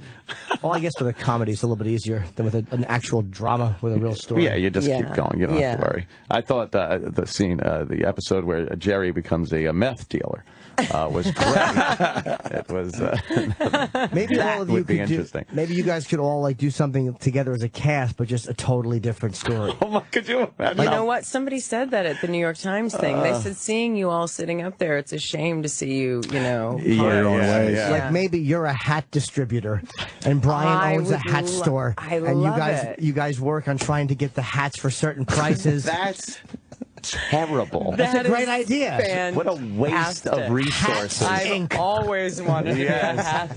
A dramatic / comedic / endearing piece about hats and what goes on behind the scenes. Gilligan on the phone. The one thing that has been going around the internet, which was kind of funny, is the fact that they say Walter goes into witness protection program and it becomes Malcolm in the Middle. Everybody thinks that. Everybody. And who's to say that doesn't happen? And who's to say that isn't what? Well, I like I said, I saw that first episode, and if that's any indication on the rest of this, I mean, I just sat there when the credits came on. I yelled out, "No!" I know. No! I know. More! Exactly. It's gonna be sort of agony every week for the audience to wait to the next for the next week's. And now I get the good thing that I saw the episode, but now I got to wait 2 episodes to see. You got to wait 2 weeks, but right? I'll watch that first one again. Yeah, that was and I popped the disc in, and I'm like, all right, I'm ready to watch this, and it comes on, and I'm seeing the scene, I'm like, all right, I got to watch the last one again. So I had to pull it out because they screw with you. Yeah, yes, so I had to watch the last season's last episode, and they're going because they always start off these shows with something that you don't think makes any sense. Exactly. You're looking at a flower. You're looking at that. And this one, you're just seeing skateboards. Right. Skateboards. And you're like, all right, why am I seeing this? Yes. Did I miss something? Yeah. And it all makes sense. And it's fantastic. It's great. And it launches you. I mean, it's like they don't ease you into this since you've seen that first one. Oh. They shoot you off like a rocket. Right away, you're like, what is going? And that scene where she drops the grocery. I'm like, that's great. You're loving that you have inside info. Oh, it's the best. You're loving it. I love it. Are you feeling resentful right now? Yes, but for many other reasons. Where do we begin, Anna? You got 2 hours? Great. When does this premiere now? It premieres August 11th. August 11th. Yes. Sunday, 9 AMC. That's right. right. Of course, Skylar, Anna Gunn. Thanks so much for coming in. Thank you. You're a doll and a love. Thank you. Thanks so much. I think we're done Jimmy? for You today. got something to plug? See you guys tomorrow. That's it, huh? Thanks again, Anna. Thank you. I want to say hi to Betsy Brand. Welcome to the Opie and Anthony. Where's she? Oh. Bring her in. From Breaking Bad, right? Of course. Is that the bubble wrap girl? She has bubble wrap. Bring in your bubble wrap. You got bubble wrap. Why is she carrying around bubble wrap? Betsy. What's going on? Sure. Do you like bubble wrap? Well, yes, and then I'd pop it. Well, Yeah, good. Let's pop some bubble wrap. Let's do this. What's wrong with you? Let's share. Let's do this. I like to hear. Let's see. Oh, you like to sit on it. Let's see. You're too light. That means you're light. The chair is too soft. But if I sat on a hard table, which I was doing earlier, and then I'm like, oh, my back. Oh, okay. And then it's like your back's cracking. God, I'm sorry. I had the chicken last night. Oh, wow. Oh, farts. I got you. But anyway, this Fart is very humor. comfortable. It looks comfy sitting on bubble wrap. Yeah. Yeah. Well, welcome to the show. Believe it or not. Well, we are. We got to make that montage. I'm telling you. I know. We always get people coming in and like, Put these on. are we on the we air? could do Listening that. to. We were listening to you talking. Yeah. We were talking about bubble wrap. Yeah. What? What? That wasn't happening. There it is. Why is that such a good thing? I don't know. I don't know why. It's the thing that people love to pop bubble wrap. And this is pink. Yeah. Which is very fancy. Ladylike. Yes. Mm-hmm. Yes. Just a fun sound. I am nothing if not a lady. Well, I make fart sounds with the bubble wrap. Yeah. Oh, I'm sorry, guys, but it just feels so much better. Betsy, you're of course Hank's wife, Marie, on Breaking Bad. Yes. I am completely involved in the show. I am not I'm not one of these, I watched an episode because I knew you were coming in. I've been watching. I have heard that you guys are fans. Huge. I love that. It's more fun to talk about it. It really if you're is. on the inside. Yes. And I got the advance copy of the first episode. Did you see it? I saw it for the first time last night. Did you? Yeah. It's so good, right? Yeah. It's like these last spoilers, 8 episodes are just so amazing. So amazing. And it's just this culmination of everything that's been happening, and it's not going to end well. I know it can't be this happy, fun little ending with the way this is going. I don't know what it is. You probably do, but I don't know how it's going to end, but it can't be good. Isn't it right? I feel Pop 2 bubbles if he's right. Give us 2 pops for a yes, 1 for a no. There it is. That's 3. That means everybody dies in a fire. Oh, my God. I guess Anna, in an interview, someone said that Anna said that, the show doesn't end prettily. Yeah. And they said, is that a spoiler? And I said, I think happy ending for these people left the station at least by season 2. Very early on. You're not going to get an ending where the music goes. Right. Nothing like that. Hey, look what we got here. Dean. Oh my God, they know each Dean other. Norris. It's so weird. Where does he go? Come here. Dean, take a seat right there. That's look. Oh, the happy couple. The happy couple. Now the bubbles are popping. Oh, they are popping. Dean Norris is in studio. He's sitting on Betsy's lap. You look so handsome. Look at Doesn't he him. look great? Yeah. How handsome he is. Yeah, sitting on Betsy's lap. Yeah. Is the party over already? Is it over? Is the party over? No. No party. No, party's going. Oh, good, you good, just good. got here, honey. Now it can begin. It's so odd to see you guys are goddamn TV show couple, and there you are. It's like watching Lucy and Ricky. It's amazing. He never stops working. Look at him. He's never stopped working. He's landing the space shuttle right there. Yeah. Of Join course, Hank. Yes, sir. From Breaking Bad. I was just saying, I saw the advance copy. I've been fully involved in the show over the entire course of it, and then I finally saw the first episode of the new season without any spoilers or anything. I got to tell you, wow! I was sitting there just not wanting that screen to go dark and have the credits come up, because now I got to wait. And the closing scene of that is it's brutal. It's subtle brutality. Yeah. Because, Walter gives that a threat. It's a threat. Yeah. I'll say that much. But it's done in that inimitable, quiet style. Yeah. I know. Yeah. And as Hank's wife, what role are you going to play in this? I mean, things are going down. We know from last season, of course, Hank took that dump and picked up that book that pretty much revealed what was going on. And now, what do you mean, what role am I going to... You talk about his dump, and then you ask me what role I'm going to play. I mean, she changed my bedpan in season 4, but... He comes out of the bathroom, and then Marie comes out. She's washing her hands. You go through this series with... you're very naive. What do you mean? I don't know. You're not really willing to accept that something bad's going on. Oh, well, is it that she's not... You just popped my bubble. That's right, baby. You just popped my bubble. Been popping your bubble for 6 years. I know, it's working. It's not that she's naive, she just doesn't know. Yeah, but you got it. Who look at Walt? Yeah. Like, what sister-in-law would be like, You know what I think? I think Walt's a drug kingpin. Look at him in his ugly ass shoes and that sick green car. He's clearly Okay, good point. But you'd think being Then I'd married be to paranoid person. a DEA guy, maybe something would rub off, or you'd get a little info, or you stay out of his work. Except when you were getting his rocks. I don't think Marie stays out of anything. Getting my rocks? What? Rocks off? Getting his My rocks off. bubbles, touching my rocks. It's minerals, motherfucker. No, you can say that here. Can you say motherfucker? Motherfucker. Yeah, fuck you. It's fucking rocks. Fucking minerals. They were minerals, right. Your rocks are here, they're fucking minerals. God damn, it's so good to not be on TV and you can say fuck. I know. All I do, like, for the last, 2 weeks is not say fuck and not say the ending of Breaking Bad. Right. Those are the two things you're not allowed to do. Are we not supposed to say the ending? Oh, man. Oh, you can. Would You're that cool. be No, you're my great? wife. You can say whatever the fuck you want. Please say the ending. I want to know it, No but one wants then to know don't it. want to know No. it. No. I want to wanna know see it. it. I know.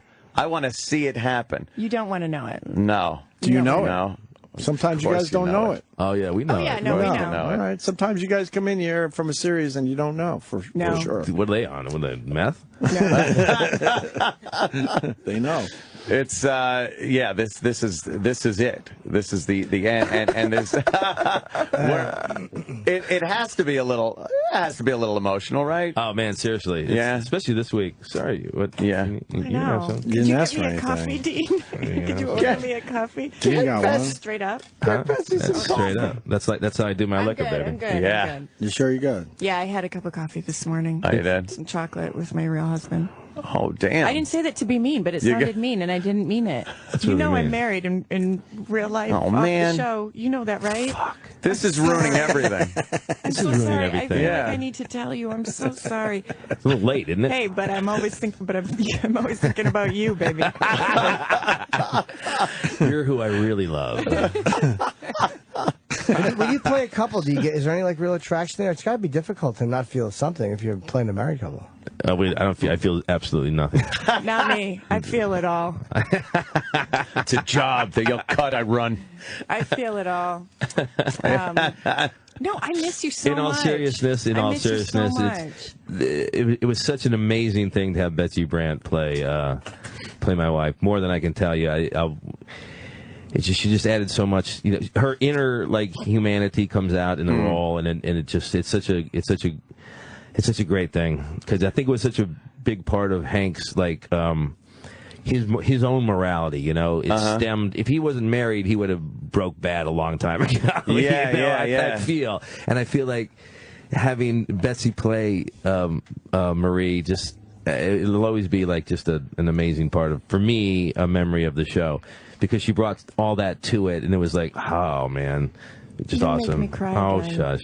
Really, you are. You're gonna make me cry. It does seem like the only real true loyalty you have is to the family, to your family. Yeah.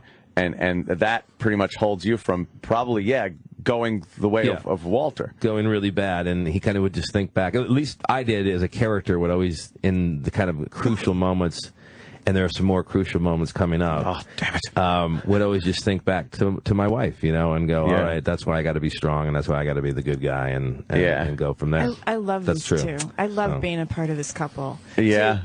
And to do that with you, But even from the beginning, I love that they would do anything for each other. Yeah. And in this show where people are just horrible to each other, and they decapitate this guy and stick his head on a turtle, and we have this beautiful relationship. Yin yang, I think that's what they call it. In the middle of all that turmoil. I always loved that. And trouble, I always loved trouble. I always refer back to a scene where Hank is basically leaving the DEA, and he gets this elevator, and you never see him make a phone call or anything, but somehow his wife just knows that it's a bad day, and she shows up. I'm sorry. When she shows up, and I remember that, on that day, on like a second. And remember, I said, just don't look at me until we do the take.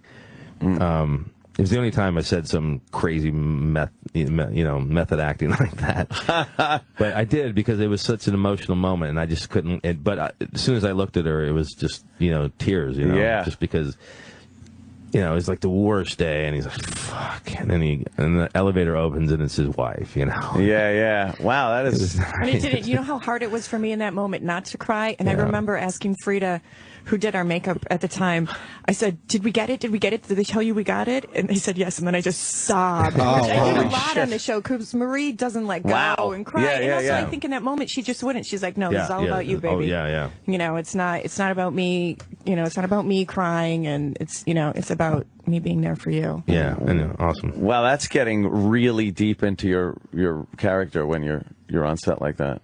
Oh my God. It was so fun. It was fun. I'm gonna miss it. When did you wrap? How long ago? End of March, beginning of April. Really? I honestly don't even know. I feel like I'm in this weird man time zone that I really don't even know. But that sounds right. What he says sounds right.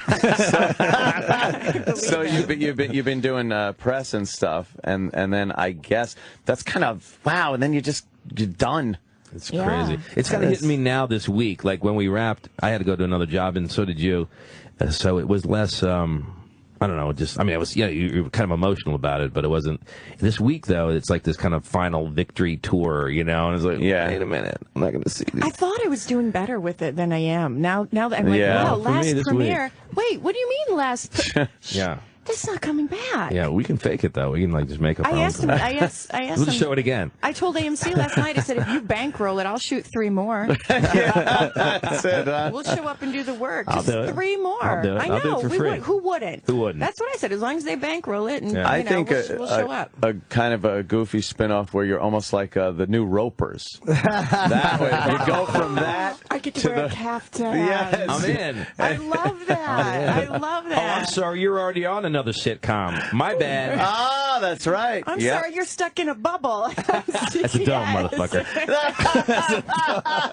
What is that? How do you do that? Oh man, How do you do that? It's a like when you badass touch dome. it and it gets all weird. Steven Spielberg, man. Oh, you making fun of Steven Spielberg? Is that what you're doing? You want to make fun of Steven Spielberg and his TV show? Yep. How about Stephen King? You want to make fun of him too? No, Okay. no, I'm not making fun of anybody, Dean. I'm just asking about the special effects. I can't watch that show at night. Really? Really, for real, I can't. I told my husband, I'm like, we cannot watch it before we go to bed. Too creepy? I can't. It just freaks me out. It freaks me out to be trapped in there. It's crazy. Yeah, they're all under there, so it's kind of nice. Oh, I just got a pit feeling in my stomach. A little stomach. microcosm of humanity under the dome. I'm there. But you're stuck. You're all stuck. What you gonna do with all that you fuel? What you gonna do? Stay tuned. Hey, Jim. What you gonna do? And Betsy, you're working with Michael J. Fox. Yes. That's got to be pretty damn cool. It's great. And now it's no Dean Norris. It's no Dean Norris. Okay, thank you. But temper that. But he's pretty great. Watch it. Yeah. I know. I swear Do you to just Again, feel compelled? Domestic violence is like this close. Do you feel compelled to just ask Michael J. Fox Back to the Future questions? Oh, no, I would just ask him that all the time. But how many DeLoreans were in that one scene? If you think about it, you'd just be like, shut up. No, I don't. But I do feel compelled to go, sha-la-la-la. All right. Well, from Family Ties, the theme song, yes. Sha-la-la-la. I hope you can get the rights to that. Otherwise, this whole time is pretty good that you two go from Breaking Bad to other hit shows. Very hit show. Yeah. I mean, come on. Not too shabby. Yeah. Not but too isn't it? You're going to have shabby. to watch your language, though. I didn't know. Yeah. Yeah, that's another thing. You're good at that. Yeah, I'm pretty. You can't turn to Michael J. Fox I'm not so good and go, "What the fuck are you doing?"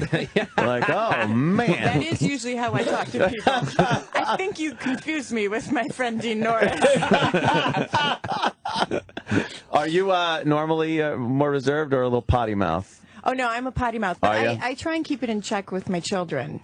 Yeah, huh? How old are your kids? 8 and 4.5. Aw, yeah, those are very formative years where they'll just pick up everything, right? There's that time where you're like, oh, my little boy, when he was a toddler, was like, oh, he's not even talking listening yet. He's not talking. And then, like, he spilled his sippy cup and he goes, God damn it! And I told my husband, I said, it's not like he's trying to say fork and he says fuck, which we think is hilarious. Or instead of sit, he says shit, also really funny. There's I plenty said, of this videos is out there, cursing. Yeah. And then I posted on my Facebook page, I go, my little boy said, God damn it today. And I said, he totally gets that fucking shit from my husband. Gets that fucking shit language from my husband. So a little bit of a potty mouth, yeah. A little bit, but I really try and keep it in check. It's just sometimes there's no better word. Fuck's a great word. Yeah. There's no better word. It is. People should get off their ass about it, too. Right. Like, fuck you, man. It's a fucking great word. We were talking about Breaking Bad and how it's so good to have these networks now that allow real gritty language like that. Because years ago, you had TV shows, detective shows or whatnot, and it just took that edge off of it. Dang it. Yeah. You, like no one would darn it. talk like darn. that. It takes away from the character. Absolutely. Because they would talk like that. Right. Yeah. And the Hank character is great. And for the entire series, you're just like, come on! Although you love Walter, you don't want him getting caught, but you don't want Hank looking like a total idiot. But he doesn't. I mean, no, that's just how it. amazing is that? Great writing. You haven't It's caught great him, writing. and it's so. And you clearly you're smart. Your character is smart. Oh, thank you. Your character is so smart. But he doesn't. Fucking need that. Like, I need that from you. Thanks. Oh, I thought it was really stupid. Thanks for, like... Well, they do sound married. Damn. I'm not going to tell you you're handsome anymore. Yes, you No, I'm not. How about sexy? No, I'm not. Come on. God, come I on. can't Come on. help it. Come on. Yes, Come you're on. sexy, Thank you. Gene Norris. Oh, God damn it. You're so sexy. But seriously, how great is that writing? It is. That you can have this whole cat and mouse thing. It's and true. it works for both of you. Right. I always thought that was really because he got me so close, and it made sense that he didn't quite get it. And he figures out Gus Fring, and he figures out some other things, you know.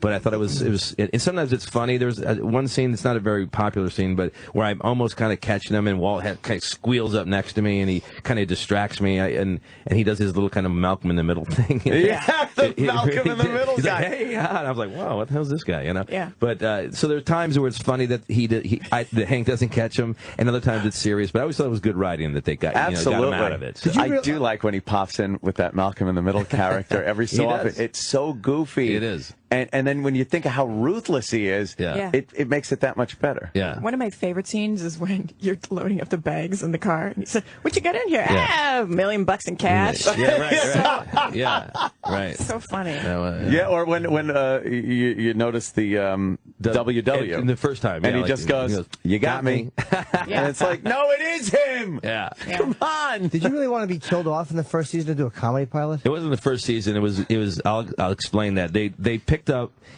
the last season, and it was 16 instead of 13. So we go, okay, great. They're going to shoot all 16, and then we'll be free to do other stuff. And then the corporate. Can I say douchebags? Yeah, you should. What are they going to do? Fire you? Yeah, right. Fuck 'em. So these douchebags decide that they're going to split it into 2 8 things for their own financial purposes. They're giving a fuck about my financial reasons. So I got to sit there and wait a whole year because I can't do anything else because I'm contracted to do a measly 8 more episodes, right? So I'm like, I got a few kids to feed myself, and I said, how about wouldn't it be great if the cliffhanger of the first 8, since you're going to do it this way, Hank dies, that way it frees me up to do another show. And, of course, they said no because we need you for the last 8. And I'm glad they did. And they ultimately did free me up in time, and you too, to do another show. But originally that wouldn't have been the case. Then you'd be sitting on your ass for another year waiting for another pilot. You know? That's got to be frustrating. So I was like, I love the show, and I'm down with art and all that stuff. But, I act to live. I don't live to act. You know what I'm saying? I love that. You're such an opposite of some of the people we've had come through here. The whole time? Oh, I'd do anything. I stood for 4 years in the desert just to do the last 8 episodes of Breaking Bad. I don't care. I'll starve. Pay me. I'll starve. I'm like, fuck it, man. I need another job, Pay me. Yeah. It's called Under the Dome, CBS, baby. Yeah, Under the Dome. Motherfucker. That's huge. That is huge. You were in fucking Total Recall. I wasn't. Yeah. You were, no, not you. Before my time. You got a lot of nerve sharing your face around here, That's Hauser. before my time. Look who's talking. That's the line. You got a lot of nerve showing your face around here, Hauser. Who are you in Terminator 2? Will you do your Arnold Terminator 2, Schwarzenegger again? I think I believe it or not, I think it was probably the highest paid per line because I had like one line and I was on that movie for like 2 months. This is back in the day when they would take they didn't give a shit. Caralco was throwing money out, and we're like, oh wow, you're paying me to sit here for a month in a hotel? Great. And then I go and do one line, I forgot what the line was. I show up, I'm a SWAT team leader, and I show up and I point the gun at somebody and say something like, don't do it or something. How much did you get paid per word? Per word, I'm saying. If you add up 2 months of pay for one word. That ain't bad. That ain't bad. Yeah, no shit. Right. What else have you, what did you early on work on? Anything we'd know? I didn't dig in. Thank Not you, Jimmy. You could find it in I know. old video Thank stores, you for that. if you know what I'm saying. A Most lot of it of was some old people video. call it adult films. I call them art. That's how I met Dean. I wish. Oh, And he said, "Let me get you on the show. Little show I'm doing on cable."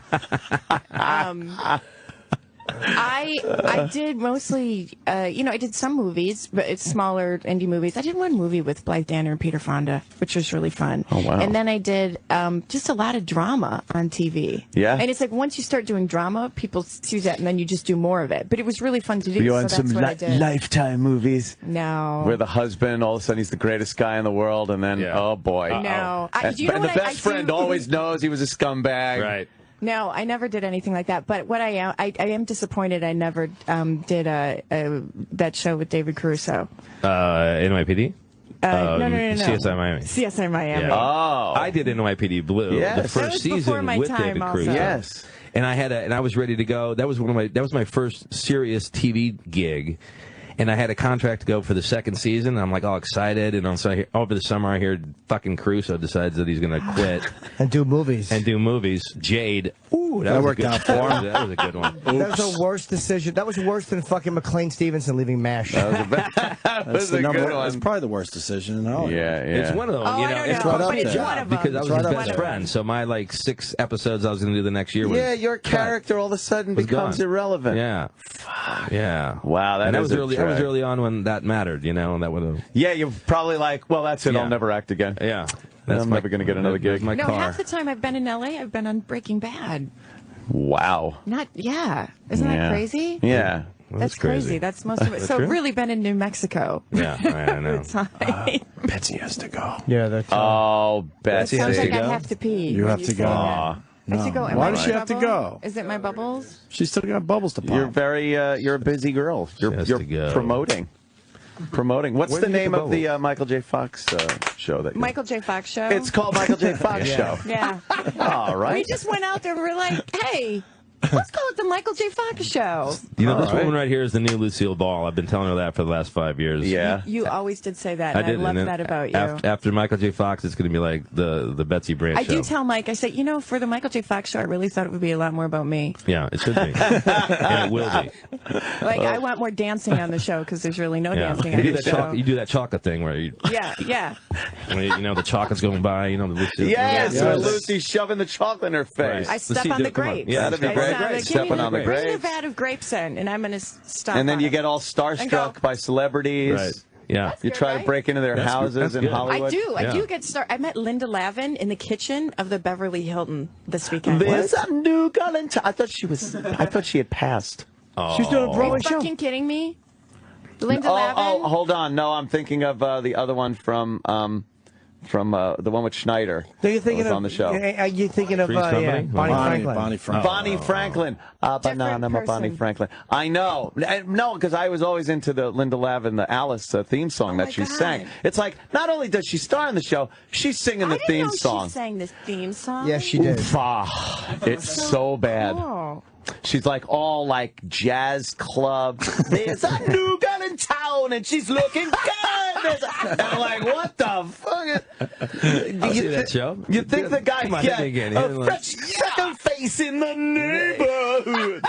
And it's like, you think they would be like, maybe we should get someone else to sing this. Do you think I could sing the Under the Dome? Yes. Oh You my can. God, that was Could good. you make that happen? Oh, I can make that happen. I can make that happen. There's a new dome in town. Who indexes the dome so you could see? Is that a... Wow. Bob Rooney. miles? I actually thought that was a serious question. Yeah, No. For a moment, I did. I did too. But that's funny. Thank you. Wait, is there They're a scene panicking. where birds fly into the I like dome? that they have like TVs everywhere, so I can I know, totally now I watch have to TV go. while I'm talking. It's fucking great. She's really got to go. That's a funny comment. They're dragging her out of here. That's Betsy really has funny, to go. but MasterCard is up by $12 fucking dollars. We check so. our stocks. And there's that guy who Yeah, always... S&P above Betsy 1,700. Brandt. Betsy Brandt will be looking for you in Breaking Bad and the Michael J. Fox show. You're going to hate your next interview that you go to. You're going to hate it. Yeah, it's not going to be as good as what they just did there. Yeah, bring the. All right. We got to take a quick break for. You guys take breaks? Oh, real man. fast. Can you stick around? Is there? Watch this shit now. He's good to stick around. No, yeah, I wasn't even supposed to start till. Yeah. All right, cool. Well, we'll be right back. We'll be right back. All right. The Opie and Anthony Show. Opie and Anthony. Oh man. Yeah, we're back, of course. Don't worry about it. Let's see. Dean Norris, of course. Hank from Breaking Bad in here. We were talking. They would have been complete spoilers if we said it on the air. So you we weren't can't. recording any of that, right? Nothing. Oh. Wait, he gave away stuff? Well, from the first episode that's coming up. When does it air? August 11th. 11th. Yeah. Wow. And that's going to be one of the most watched shows, I think, ever. It's going to be crazy. Huge. Yeah, it's going to be crazy. Everyone I've talked to is just like, oh, man, Breaking Bad, I got to see you. I've got to wait. Nothing's worse than when they cut those seasons in half and you're like, all right, here's 11 months. Sit on it. Have fun, kids. Yeah, You exactly. pricks. Yeah. So, and I watched the first episode, and people were just livid with me. Yeah. You fucking asshole. And then, of course, why don't you put that up on Pirate Bay? So I'm like, Yeah, right. I'm like, Okay, and I'll never get one again, so blow me. But there are moments, because I saw it for the first time last night, and there are moments. It's great watching it with a big crowd, and there are literally moments in that show where people go, yeah, right, and yeah. oh, or you hear like the reactions from people are amazingly visceral. And at the very beginning of it, and not giving anything away, but the way they just start the show and you're like, what the fuck is this? Yeah, that was awesome. It's a great teaser. It really is a great teaser. Yeah. And, again, not spoiling anything, but the neighbor. Awesome. And then they come back to that line. Yes. Yeah. It's fantastic. There's a lot of inside talk here. Oh, well, you know what? It's very vague. I think they'll have to watch. Then they'll 11th. re-listen to this interview and get what we're talking about. Oh, he was talking about I know what I want to ask. that scene. What did you you went to Harvard? What did you go to Harvard for? Because I got in. Let me rephrase that. Yes. Not why did you go to Harvard, but like what was your measure? It's called a concentration in Harvard. Hate to be that guy, but it was called social studies. It was like economics, history, philosophy, and politics, all kind of wrapped into one. And it was great. And you did well? I did, yeah. I was an honors. I was an honor guy. Yeah. Jesus. Yeah. So you went. Why did you? Not the why did you do acting, but did your family go like you probably shouldn't be acting if you graduated with honors from Harvard? You know, all seriousness, I was the first guy to go to college at all from my family. Both my parents didn't go to college, and we came from kind of a lower middle class to lower middle class. So. One would think I had the pressure to go into investment banking or be an attorney or something like that, but my parents were cool as all get out, and they were happier in a way that I went in to do something that I wanted to do, so I had complete support of my parents. Yeah. Oh wow. Great. Yeah. Were you acting in college, or did you like? Yeah, I did a lot of acting in college. It was all extracurricular because they didn't have really any, there wasn't like an acting program or anything like that at Harvard. But I got to work with some really interesting people, like Amy Brenneman was in my year. The directors, like R.J. Cutler and Bill Rausch, who work today in the business, very successful. And I learned the craft. I would do maybe 3 semesters, so 6 a year in terms of plays there, and then learned a lot. The American Repertory Theater was there, and got to work with them a little bit as well. What got you into acting at all? Like, what? I'm a failed musician. I would like to have been a rock band. Really? But, yeah. Okay. But it didn't quite work out. So I was like, I'm in that boat. Yeah, that's how I ended up here. We're the guys buying guitars at Guitar Center now. We're like hey man, can I buy a new Strat because I can afford it now? I can afford to buy this shit, but It sounds really good in my garage. Oh, that's hilarious, man. I got a band together actually maybe I don't know 10 years ago with exactly that, like some neighbors, and we're like, hey, let's do a band, man. So we get out of the house on Saturday night. It's still fun, That's awesome, man. Fuck around. My brother, he plays out all the time and shit, and if he's ever like, yeah, I'm doing a gig over here, why don't you come on by and sing some stuff. Yeah, that's awesome. It's always been a lot of fun to do, but when you realize the odds of making it are forget about it. You're right. So you obviously like performing. Yeah, and I mean, my dad was had a band all his life, and that's how we made half his money. But local kind of band, weddings and bars and things like that. And so I would play in the band with him sometimes. And so it was always and he came from a dad who he didn't know very well, but was also a musician. Wow. So it was like rock and roll, kind of musicians. And then so it was, in a way, it was kind of cool that I made it at least in the entertainment industry, even though it wasn't music, because it was a long tradition of people who kind of wish they didn't want a real job. Yes, pretty much it. I understand that completely, man. Exactly. Did not want to grow up. Exactly. Where did you grow up? South Bend, Indiana. South Bend. South wow. Bend, Okay. So what was there to do around there as a kid? Drink beer. Drink. Yeah. Blue collar kind of. Exactly. Very blue collar. Yeah. And it was great. It was a great place to grow up. I love South Bend. I go back there for Notre Dame games at least once a year. Oh, cool. Yeah, and I still have a sister who's there.